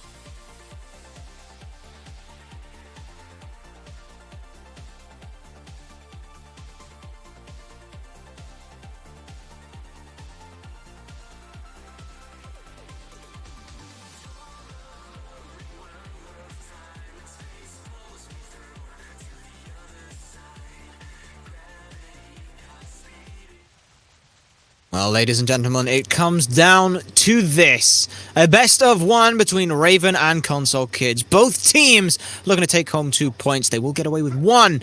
But who's coming out on top is what we're going to have to find here in the deciding match. Supersonic Blur joined for the final time this evening by the old TIH Vengeance. And hopefully they won't come at me with a vengeance over the last game.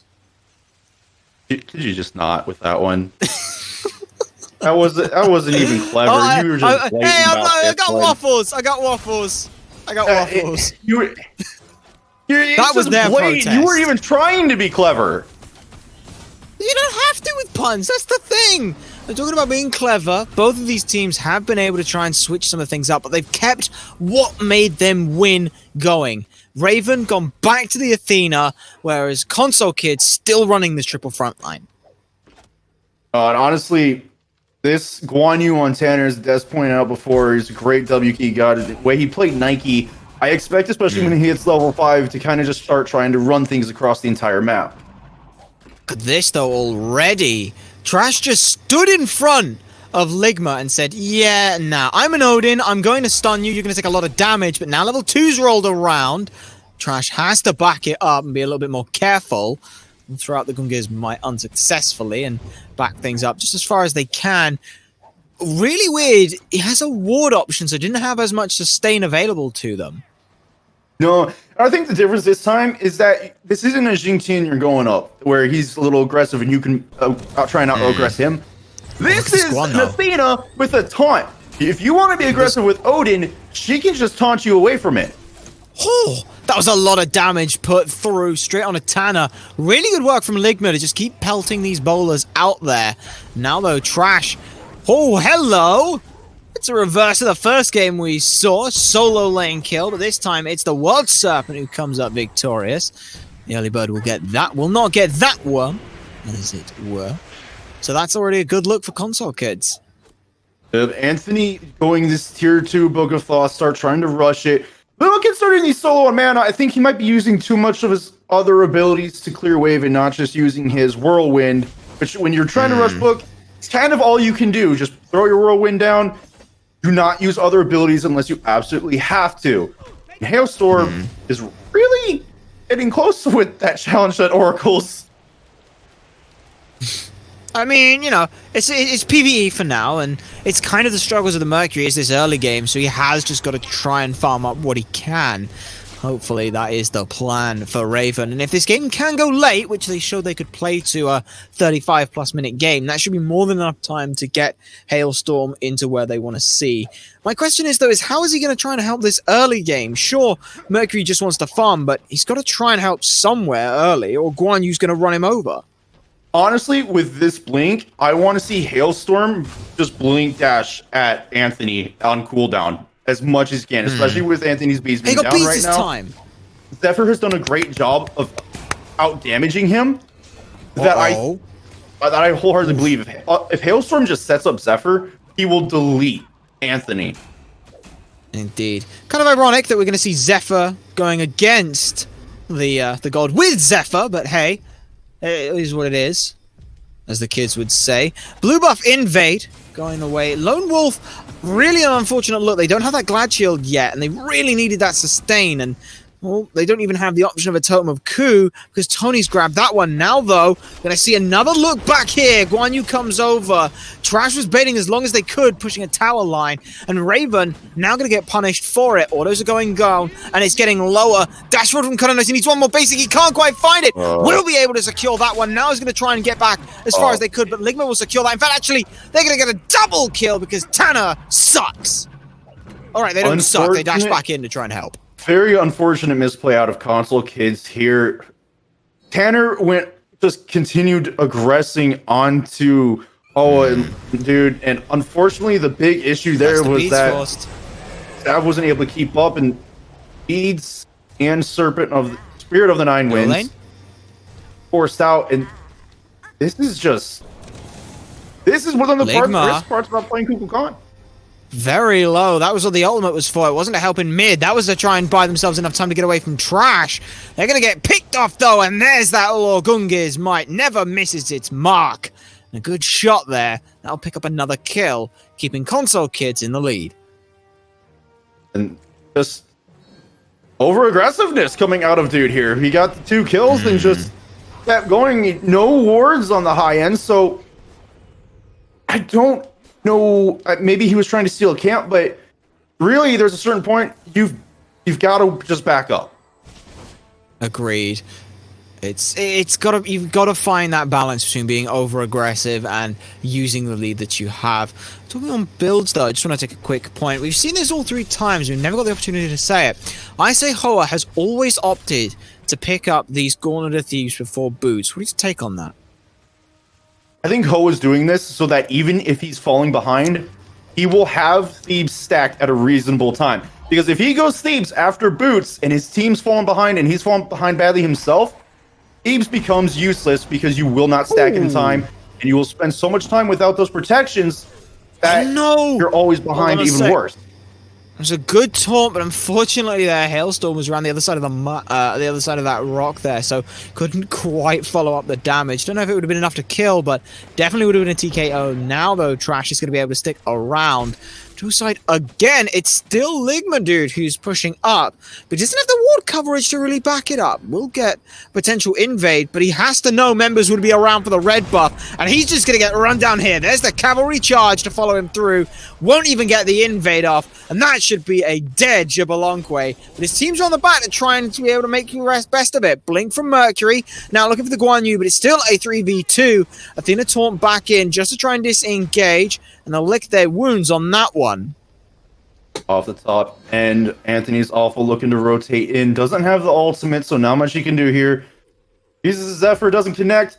And really, dude should have learned from the first time. Not to go up there without warding. His vision shards down. He doesn't have anything to place up there. So he gets freely rotated on as he crossed over a ward that Sav placed. And at this point, he's got to think, okay, I'm not invading anymore unless we have vision covered on their side of the map from mid. Agreed. Especially as well, they had to have known that at least Trash was going to be around that area of the red buff. If they're going to be around there, then Tannersucks is also going to be around there because that's jungle farm, and junglers will make sure that they're there for their jungle farm. If not, then you'll never hear the end of it if you do it without them there. Trust me, it's not fun, but you had to have known at least one person was going to show up. If one person shows up, you have to think that more will do so. As we see a nice invade here for console kids. Again, just trying to keep on the pressure. In fact, they've actually been able to use this time and get a tier 1 tower in mid sneakily. And you know, that's a difference between the past 2 games is that it's Ravens tier 1 mid falling first instead of console kids.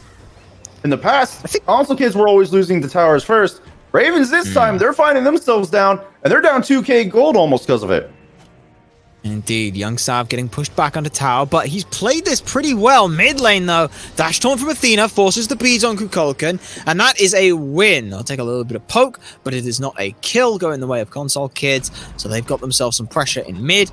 Back after losing that tier 1 tower. Now, though, again, Ligma trying to take a 1v1 here. They'll be able to juke out the ultimate, and Darkest for Nice with the additional range. Won't be enough. They got baited on the wall with Bloodlust again. They're going to find more picks. Good Sonic Boom keeps the Kukulkan out of the way, but he eats a tail of the 9 wins, and now he's being run down.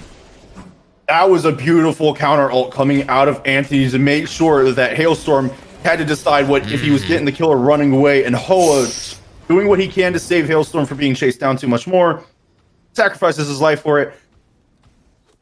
Dude. That's the gold. It's got to be, right? I get your Jabberwocky, but that is the second time. No, third time you've died up there without any vision from the other side of the map. And now, Complicates are punishing even further by taking this Gold Fury 4-3. This is... Is this the same team?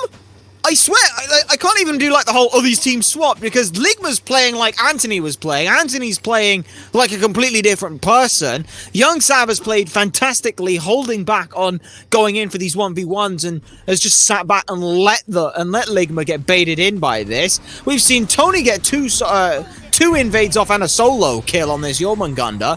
This is a complete 180 from these teams, and the results are astounding. Finding themselves up 3k this early. How have they done this? They're just taking advantage of bad positioning and lack of vision. Let's just look at the wards on the map. You have one aggressive ward on the side of Raven that is on the right side of mid. Whereas console kids have a ward near the enemy red buff that just despawned. They had a ward near their purple. And they also have a ward sitting near their blue buff. Oh, So, I mean, no. this is just a complete Ligma, no. difference. Ligma caught in a slightly awkward situation. He's on a ward. He will have to back it up. Very late Odin ult, but should be able to stop any aggression for the buff. And it will be invaded away. He's going to try and hold for as long as he can, but look at where the rest of console kids are. They're looking at a red buff invade potentially now.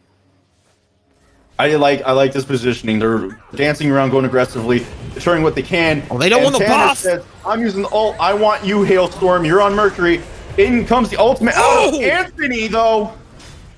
That was huge amounts of damage. Tannersucks comes back in just in time to buy enough time. Anthony trying to wiggle away as best they can. Blink comes back in. Might have body blocked in there, but he was still dead anyway. Hailstorm gets their path cut off by a Wild Hunt. Polymorph now on the Jibbalonquay. He's left alone 1v3. Aegis will buy a little bit of time, but not enough. And Hailstorm is still level 9, 2 levels down to Tanner. And now they're just pulling this lead further and further away. 4K up with a man advantage or current situation advantage. They can look for a Pyromancer here and potentially a tier 1 tower on the right. Seeing this early game out of console kids, it just So leaves me with the refreshing. question: what was going on during game 1 and 2? Yeah. Like, this is Well. completely different. I couldn't if I saw this separate from the other two, I would, without the names, I would not think it's the same set. Yeah, I would have said that this was next week. They lost 2-0. They come back in. They're like, right, let's tighten the screws on this because they have done so well coming back in, tightening everything down. Every problem that we've spoken about so far has pretty much been fixed. Second game, they find triple warrior or triple frontline works for them. They run it back again. Haven't quite seen the defense side of the Guan Yu, but already just being able to run at anyone has been a fantastic look for them.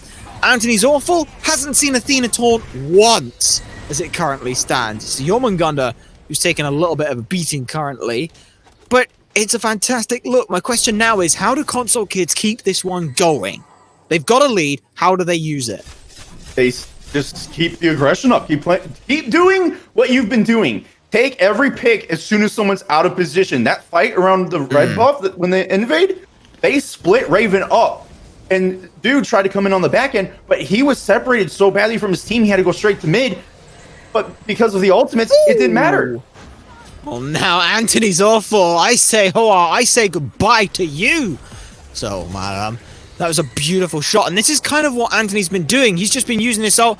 I'm getting dumpstered or jumped at here. I'm going to throw my ult. It'll do 500-600 damage. You saw it again on the red buff. It's just only Athena ult damage because it means I hit both Zephyr and Athena for 500 damage. And that helps us end out the fight. There's no way they can come back in. Anthony's been playing like Captain Twig and actually being Captain Twig. He'll 1v1 anyone at this point. Doesn't have a dash to jump in on, but it doesn't matter. They're putting out the damage, which is enabling the team to secure the kills. And look at that. Just, I dropped Whirlwind. Got a kill. I'll back it up now. Yep, and that is the effect when you change a dot damage ability to be instantly placed. And now, Ligma's That was a feeling the good full idea. extent of that one. Now, this is just console kids are slowly starting to run away with it. Ho's going to try and trade out this mid tower for the tier 1 on left. I like it. I like it. Good idea. It's a good I trade. don't know. But now, Hailstorm's caught in a bad spot. If all of console kids spot him out and just rotate, he's gonna have to use his ult to get out instead of in. No. Doesn't look like they quite have the conviction to keep on for that one. Instead, they're going to just back it up. Face a little bit of strife on the way out. Big ult comes through and a 2-man taunt, but it's not good enough. Now dashing in is the Kernanos leading the charge here. Wild Hunt comes through, and that's the Mercury ult, I believe, that was used. Caught off perfectly there. Lone Wolf ends up getting taken down in a solo kill. The rest of Ravens starting to call this one back. They will end up trading out 2 for 1, though.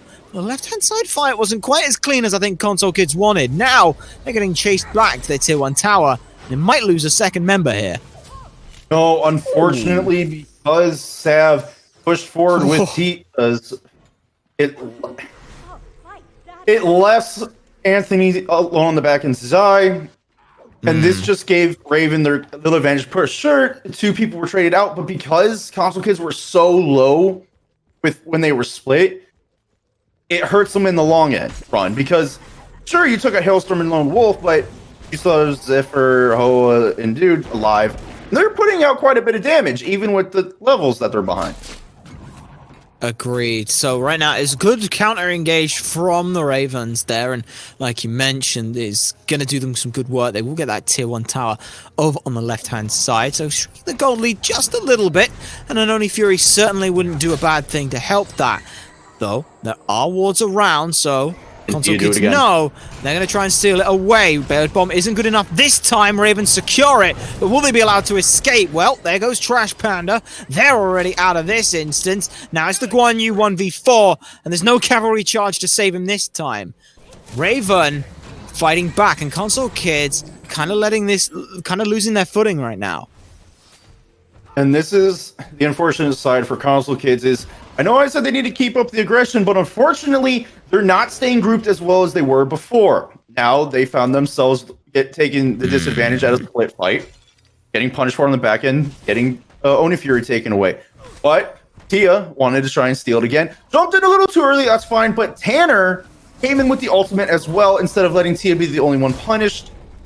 So this is becoming worse for Console. If they keep taking fights like this, letting themselves get split up, Ravens are going to completely turn this one around on them. Agreed, and don't forget, we talked about earlier on, this Mercury just wants to farm and just become more useful in terms of a damage output. Tanner, they're there to do this early game, and late game they're there for sustain and a little bit more tankiness, which they haven't quite got themselves yet. So, transitioning on to the later stages of the game, it's a Jibalonquai, it's a Mercury. I can't turn around and say that Raven are lacking for late game damage output. No, and with this Mercury in the game, I hope Console Kids are paying attention to these builds because Ligma is going into crit. I want to see Spectral Armor. I need to see Spectral Armor. With 2 members from Raven going crit, if I don't see Spectral Armor, there's going to be a lot of deleting going on. Raven end up stealing away Pyromancer then. Nice work out from King Arthur and Discordia. They may end up paying the price for it. That's a one-person pick and an objective as well, so not the worst thing in the world. Console Kids, though, kind of dispersed after this. Don't really want to keep anything going. They could potentially try and set up a fight around fire.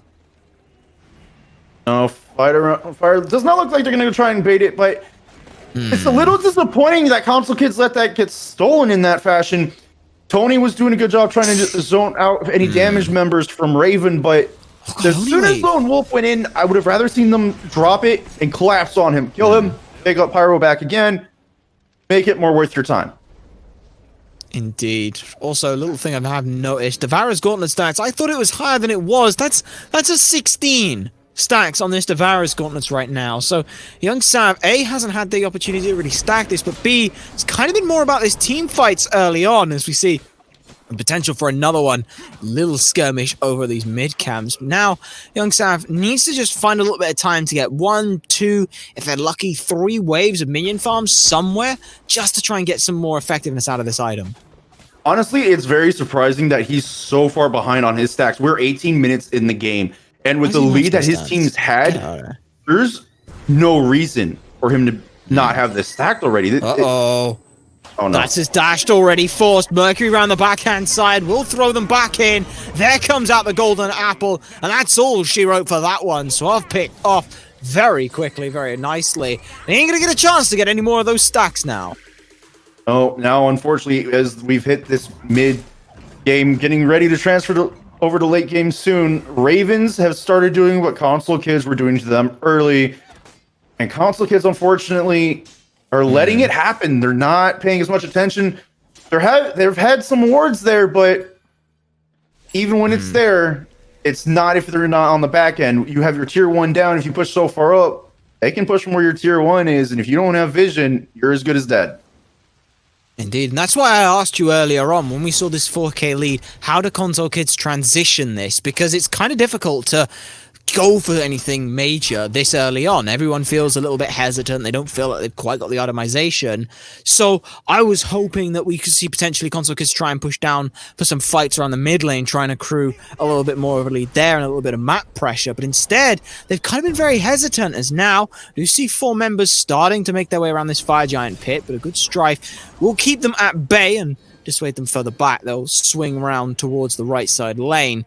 Console kids, though, got to be careful. This is a 4v5, and those pings show Raven know about it. They have to be careful. Out comes the Odin Cage, and there's the World Serpent. It's a full disengage to try and deal with the backside. This Mercury is able to cause a bit of a ruckus.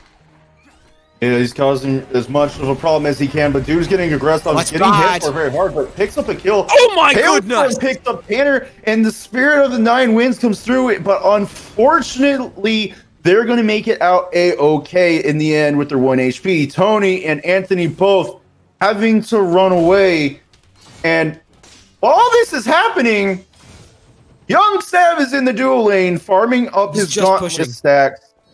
And Primal He's just got to Fury's push. There's up. nothing else he can do. There's nothing else he really can do at this point. He needs to get those stacks online. Does have the penetration, so he could have gone for the Oni here. Wouldn't have been... Oh, sorry, the Primal here. Meanwhile, hello. I believe Mercury ult has been... or it wasn't even used there. It was nope, not even a blink. Just straight up, constantly running down the Jormungandr. So Tony takes a spill there. That's a nice look for them. Now Kernanos in a 2v1. Now comes the Wild Hunt, but it's not good enough. Beats Aegis, won't save you from this 3v1. Now that Athena global rotation is starting to pay dividends, Ravens are starting to get their momentum back. They actually break even in this game now. Oh, and this is the problem with not taking advantage of the early lead and making sure you have your stacks when you should, because now having to use this late game time to farm, you're hurting your team by not being at these team fights. And Cernos in the team fight at this point in the game is a big Needs presence. to be there. And it honestly, if he combined his ult with the Cuckoo ult, you most likely wipe this team. Well, that's a big amount of damage. Polynomicon evaporates the health bar, and the Spirit of the Nine Winds will be just enough as needed. And Athena gonna take a 1v1 trade that they don't quite want to, but King Arthur in the mid lane takes down the Serpent, not the World Serpent, but the little one in this instance. Tanner finally picks up 1 kill, and Mercurio is juked nicely. Members are just trying to get low, back to the health bars, and this surprises me. Tanner has some healing in the kit. We haven't really seen that be abused at all by the console kids in any of these engagements. No, Tanner, as we just saw in that last one, has been trying to chase down these kills that are just, they're trying to barely get away. Unfortunately, though, because he's playing Guan Yu, as great it is to get those kills, sometimes it's more important to let them go, get back in the team fight, and try and get the other kills that could come stacked on top of each other. Even if the other person that got away comes back, if you've killed 2 other members, it doesn't matter. Well, console kids secure this Pyromancer. Lone Wolf not able to do the same thing again. Blink from Tanner should be able to close the gap, and Tallow Assault secures the kill. Jormungandr now trying to take the fisticuffs from the Mercury as Athena does crash back in. Nice 2-man taunt. Isn't good enough to stop Tanner. Tanner goes around the backside, forces beads, and now they're all on diving here. Tanner secures a 2nd kill, an unofficial double kill. Console kids have had enough. They're just running this one down. No, the console kids are doing a beautiful job. After all the times that in the mid game that Raven was pushing at them, this time they take the lead, they take charge, they get the kills 1 by 1. And this time, it's Ligma in the dual lane, except he's looking to get this tier 2. Now, console kids look like they're going to try and get this as free as they can, but Young 7 in dangerous spot with Ziffer here. Well, they do have the Serpent, the 9 Winds, which will secure it. Now they've got to be able to get out. That's what's important. Ligma up on this left-hand side. He's swinging for a Phoenix right now. All Raven have to do is stop members from console kids backing. He does enough time, and that's a Phoenix gone. This is a nice look now for Ravens. Sure, they lose Fire Giant and Pyromancer, but they have a foothold. Left-hand side, if something goes a bit awry for console kids and they're not careful, their Titan will start taking a good chunk of damage, and Raven could just sweep the legs here. Honestly, if I'm Ravens, I do not care that Fire Giant went to console kids because we got the Phoenix. Yeah. The main reason being, that's not enhanced Fire Giant. Sure, they have Fire Giant healing. They have Fire Giant bonus damage. You just got a Phoenix for free. This tells me that they could give their Mercury or G-Ball a lane to themselves, and if they sit in front of console kids, they may get another tower and Phoenix for free. They could look to do so, but Console Kids want to abuse this pressure and be able to just push up this left-hand side. Discordia trapped in the cage, just burnt down. That's a 3-man taunt, though. Does a good bit of work. The Xbalanque doing what they can. Spirit of the Nine Winds gone through, but it's not good enough to find a home. Now it's just trying to get away after taking down this tier 2 tower. Tony is able to pick off Lone Wolf. 5 members still standing for Console Kids, and 2 down for Raven. They could look to try and push even further here, but they're going to play it safe. There's a mid tier 2 tower and a solo tier 2 tower. Grab those, play it safe, don't overextend, and don't just lose the game. No, I like this call a lot better than going for Phoenix. You have Hailstorm especially there. after last game. Yeah, you still have Hailstorm and dude there. Tias is not as a point, even with Spectral Armor, that he can sit in front of those two and take that crit damage. Even if you're negating some, you're still in level 16 Odin. Indeed, so they're going to back it up. Last tower should be able to fall, and it's going to put a good chunk of change in their back pockets now, sitting around nearly 5,000 gold up, and still got a little bit of pressure. If nothing else, pushing down this left-hand side slowed the Fire Giant pressure, but look what Ligma's doing. Ligma, again, just opting to try and take this PvE approach, get some pressure, and curb what Console Kids are going to be able to do. He's just roaming around the jungle, and Console Kids... they're a 5-man death ball right now. If Ligma's spotted, he's dead. Thankfully, though, he's just running around the map, and this is wasting Console Kids' Fire Giant time. They need to know where they want to be. Because right now, running around the jungle looking for a Xbalanque doesn't really feel like that's what you should be doing. Not only did they run around the jungle, but Tony used teleport to get to that mirror tier 2 to guarantee that it could not be taken. Let's teleport down. It's upgraded. It's not upgraded teleport, but it should be. So whenever that gets upgraded, he's not going to have that availability for the next couple minutes. This hurts Console Kids more than they realize. Indeed, and Raven have this opportunity to just split out the map. They have 2 very strong hyper carry damages here. They will secure Primal Fury based mostly off this Mercury, who can slowly slip away. Console Kids don't quite have the option or members around to really try and pressure out on a retreat.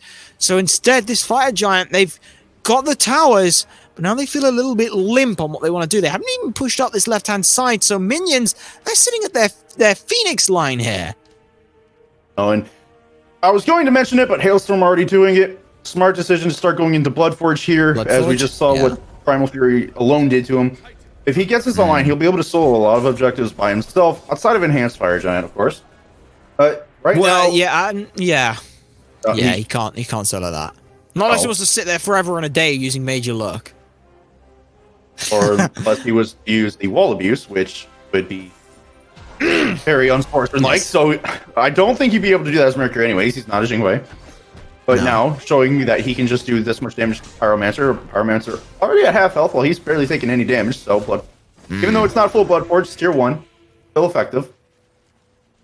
Yeah, but and this is still a good look for Raven. Sure, they haven't had like the Fire Giant, but they've lost... what did they lose with that Fire Giant? They lost 3 tier 2 towers. That was it. That's straight up all they lost. This gold lead, 3k, that's negligible getting onto the later stages of the game in terms of everything. The thing about that gold lead is that it was heavily in favor of Console Kids before. This is how much it's come back into the favor of Ravens, because Console Kids, they were more than 3k ahead before, but that free Phoenix on top of a Fury, on top of Pyro. Sure, you got 3 tier 2s and Fire Giant, but now you're giving everything else up. Yeah, they've got to look to try and do it again. Console Kids are the ones who are going to start this up using the front line that they have. That's a big cage, and now the cavalry charge comes through. Look at that damage coming out onto the Mercury. Spirit of the Nine Winds is big. Hits 2 members instantly thanks to the stun. Trish takes down 1. Lone Wolf gone from this fight. Doesn't get a chance to do anything. On the backside, though, is the Xbalanque. Red buff in tow. They could be cleaning up here if they get lucky. Sonic Boom repositions themselves out of the fight, but that's not good enough. Fisher gets taken down. That Whirlwind puts in huge amounts of damage. I say Horror is gone, and now the Xbalanque, who was potentially the saving grace for the team, never got around to be able to clean everything up. That's 3 picks gone immediately. Frontline, be damned. They ain't getting anywhere. Good stun into the Whirlwind. That's the end. for this guy. That's their darkest night. And this could very well be the end of the game here. 4 members gone. Right side Phoenix still being taken down. No Fire Giant. So they will have to do this the old-fashioned way with a good hammer and tongs. But look at this. 1 man stands. But I think they're going to have to back this up. This is where I'm seeing flashbacks to game 1. Console kids have Tony over in the left lane. Instead of rotating over to the solo side Phoenix as it goes down, they gave up their opportunity yet again to end the game. Still, they're in their fine spot. Pushing up this side of the map means that they are going to be able to get this right-hand side Phoenix. 2-man taunt is good, but no follow-up is available for the team. That's the second Phoenix down. Both the extremities now for Raven exposed. Mid-side Phoenix, only one available. Fire Giant. Console kids could very well look at it. This EFG on the table now. That's got to be a scary look for Raven. By the way, the time it took after Phoenix and Solo fell to go rotate and take the dual lane side Phoenix was 30 seconds worth of respawn timers. They had multiple members of Raven 30 seconds plus. This is one of the things when it comes to these later stages of the game, especially when you're going up against a crit G-Ball and a crit Mercury, take the opportunity and when you have it, recognize that Jormungandr, even if he has to use World Serpent to get over there towards the Titan, you have that extra tank. You have all 5 members up. You have enough damage in CC to zone out a lone Mercury. Currently off on their own, taking a little bit of poke damage here. Does get stunned out. Doesn't have beads available. Did have blink, so they're poked out. They're going to have to disengage. That's a really nice look, though, for the console kids. They've got 1 member gone, and that's one of the hyper carries who had the potential to steal. They're just going to try and all-in commit this. Kukulkan has the ultimate available. All they need is a little bit of time. Fire Giant sitting around 4,000 HP. It's getting low. It's getting lower. It's gone. Console kids are getting it. And Lone Wolf was clipped by that damage, so they're gone. But now pushed low. Apple of Discordia does do enough damage to grab them, so it's a 1-for-1 trade. But the EFG has gone down. Looking to try and find the Shibalonque off on their own is good. On the backside, though, Tanner again keeping out a good amount of the CC and peel. But the Shibalonque is not deterred. He's just swinging for the fences right now. Tia coming through, using the ultimate to help out Tony get away. Tanner doing insane amount of damage with Sev onto Dude. Sev cleaning it up. And now the Mantle of Discord. That's what saves the Mantle of Discord. In trouble, but Hailstorm ults away from Tanner, doesn't find anything with it, and console kids are coming out with the advantage here. They still got 5 minions pushing things down. They end up trading a 2-for-1 thanks to a ridiculously fantastic Mantle of Discord stun. Tanner puts himself right next to Ligma, stuns him out inside the cage, and that just spells his demise at that point. So, a fantastic look, but this is still a big dent for console kids. I don't quite feel confident enough yet to end. They've backed up, they've brought up, they're 7k in the lead now. They need to start looking at the end game here. If they want to take this Oni Fury, fine, it's Oni Fury. That's a lot of pressure from minion waves, I respect it. But other than that, you've got to find a focus and just go for it. Honestly, they should be taking Oni Fury right now. It's a little weird to see that they're not. Oh my goodness! It's good that they caught these 2 out in time. Hailstorm falling to Tony here, and now console kids looking to W key this mid. Phoenix, they need to be careful though. Cypher is up with ultimate. Mercury there.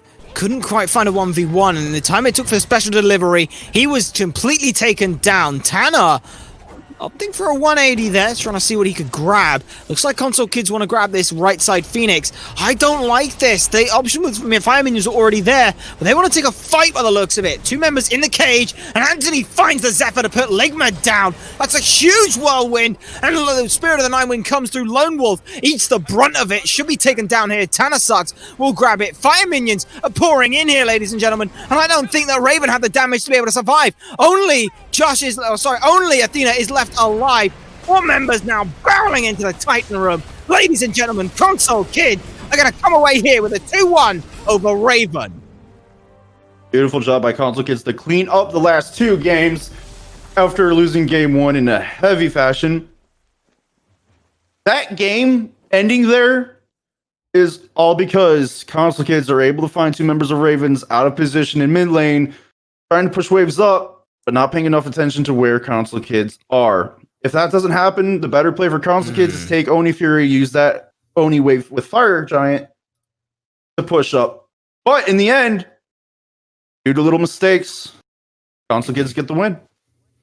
Indeed, the last pick onto Hailstorm. He tried to go for the 1v1 with the Athena, or tried to go with the setup with Athena, but in the amount of time it took for him to use special delivery, Tanner just Talu assaulted him the entire time. Trash had set up his Skunge's Might onto him, and he couldn't deal with it. That's the problem with Mercury. He needs to be able to constantly order you down, and he didn't get that free reign to do so. It was a good look from Ravens, though. They held on and they fought tooth and claw and nail every second of that game, but Console Kids able to come out with that win. Yeah, beautiful job out of Console Kids. Overall, great set to watch. Hopefully, in the end of the day, everyone's learned something from it. Try and get better for the next time. Looking forward to seeing Raven and Console Kids. Even though they've had no points up until now, I'll be interested to see where they go playing up against the higher up teams in their divisions. Indeed. I think the big thing for me between these two teams is focus. That's what I want to see these two teams improve on, is how you're taking these fights, when you're taking them, what you're looking to do. This last game was the best both of these two teams have played, and I'm really excited to see these guys move on forward with that.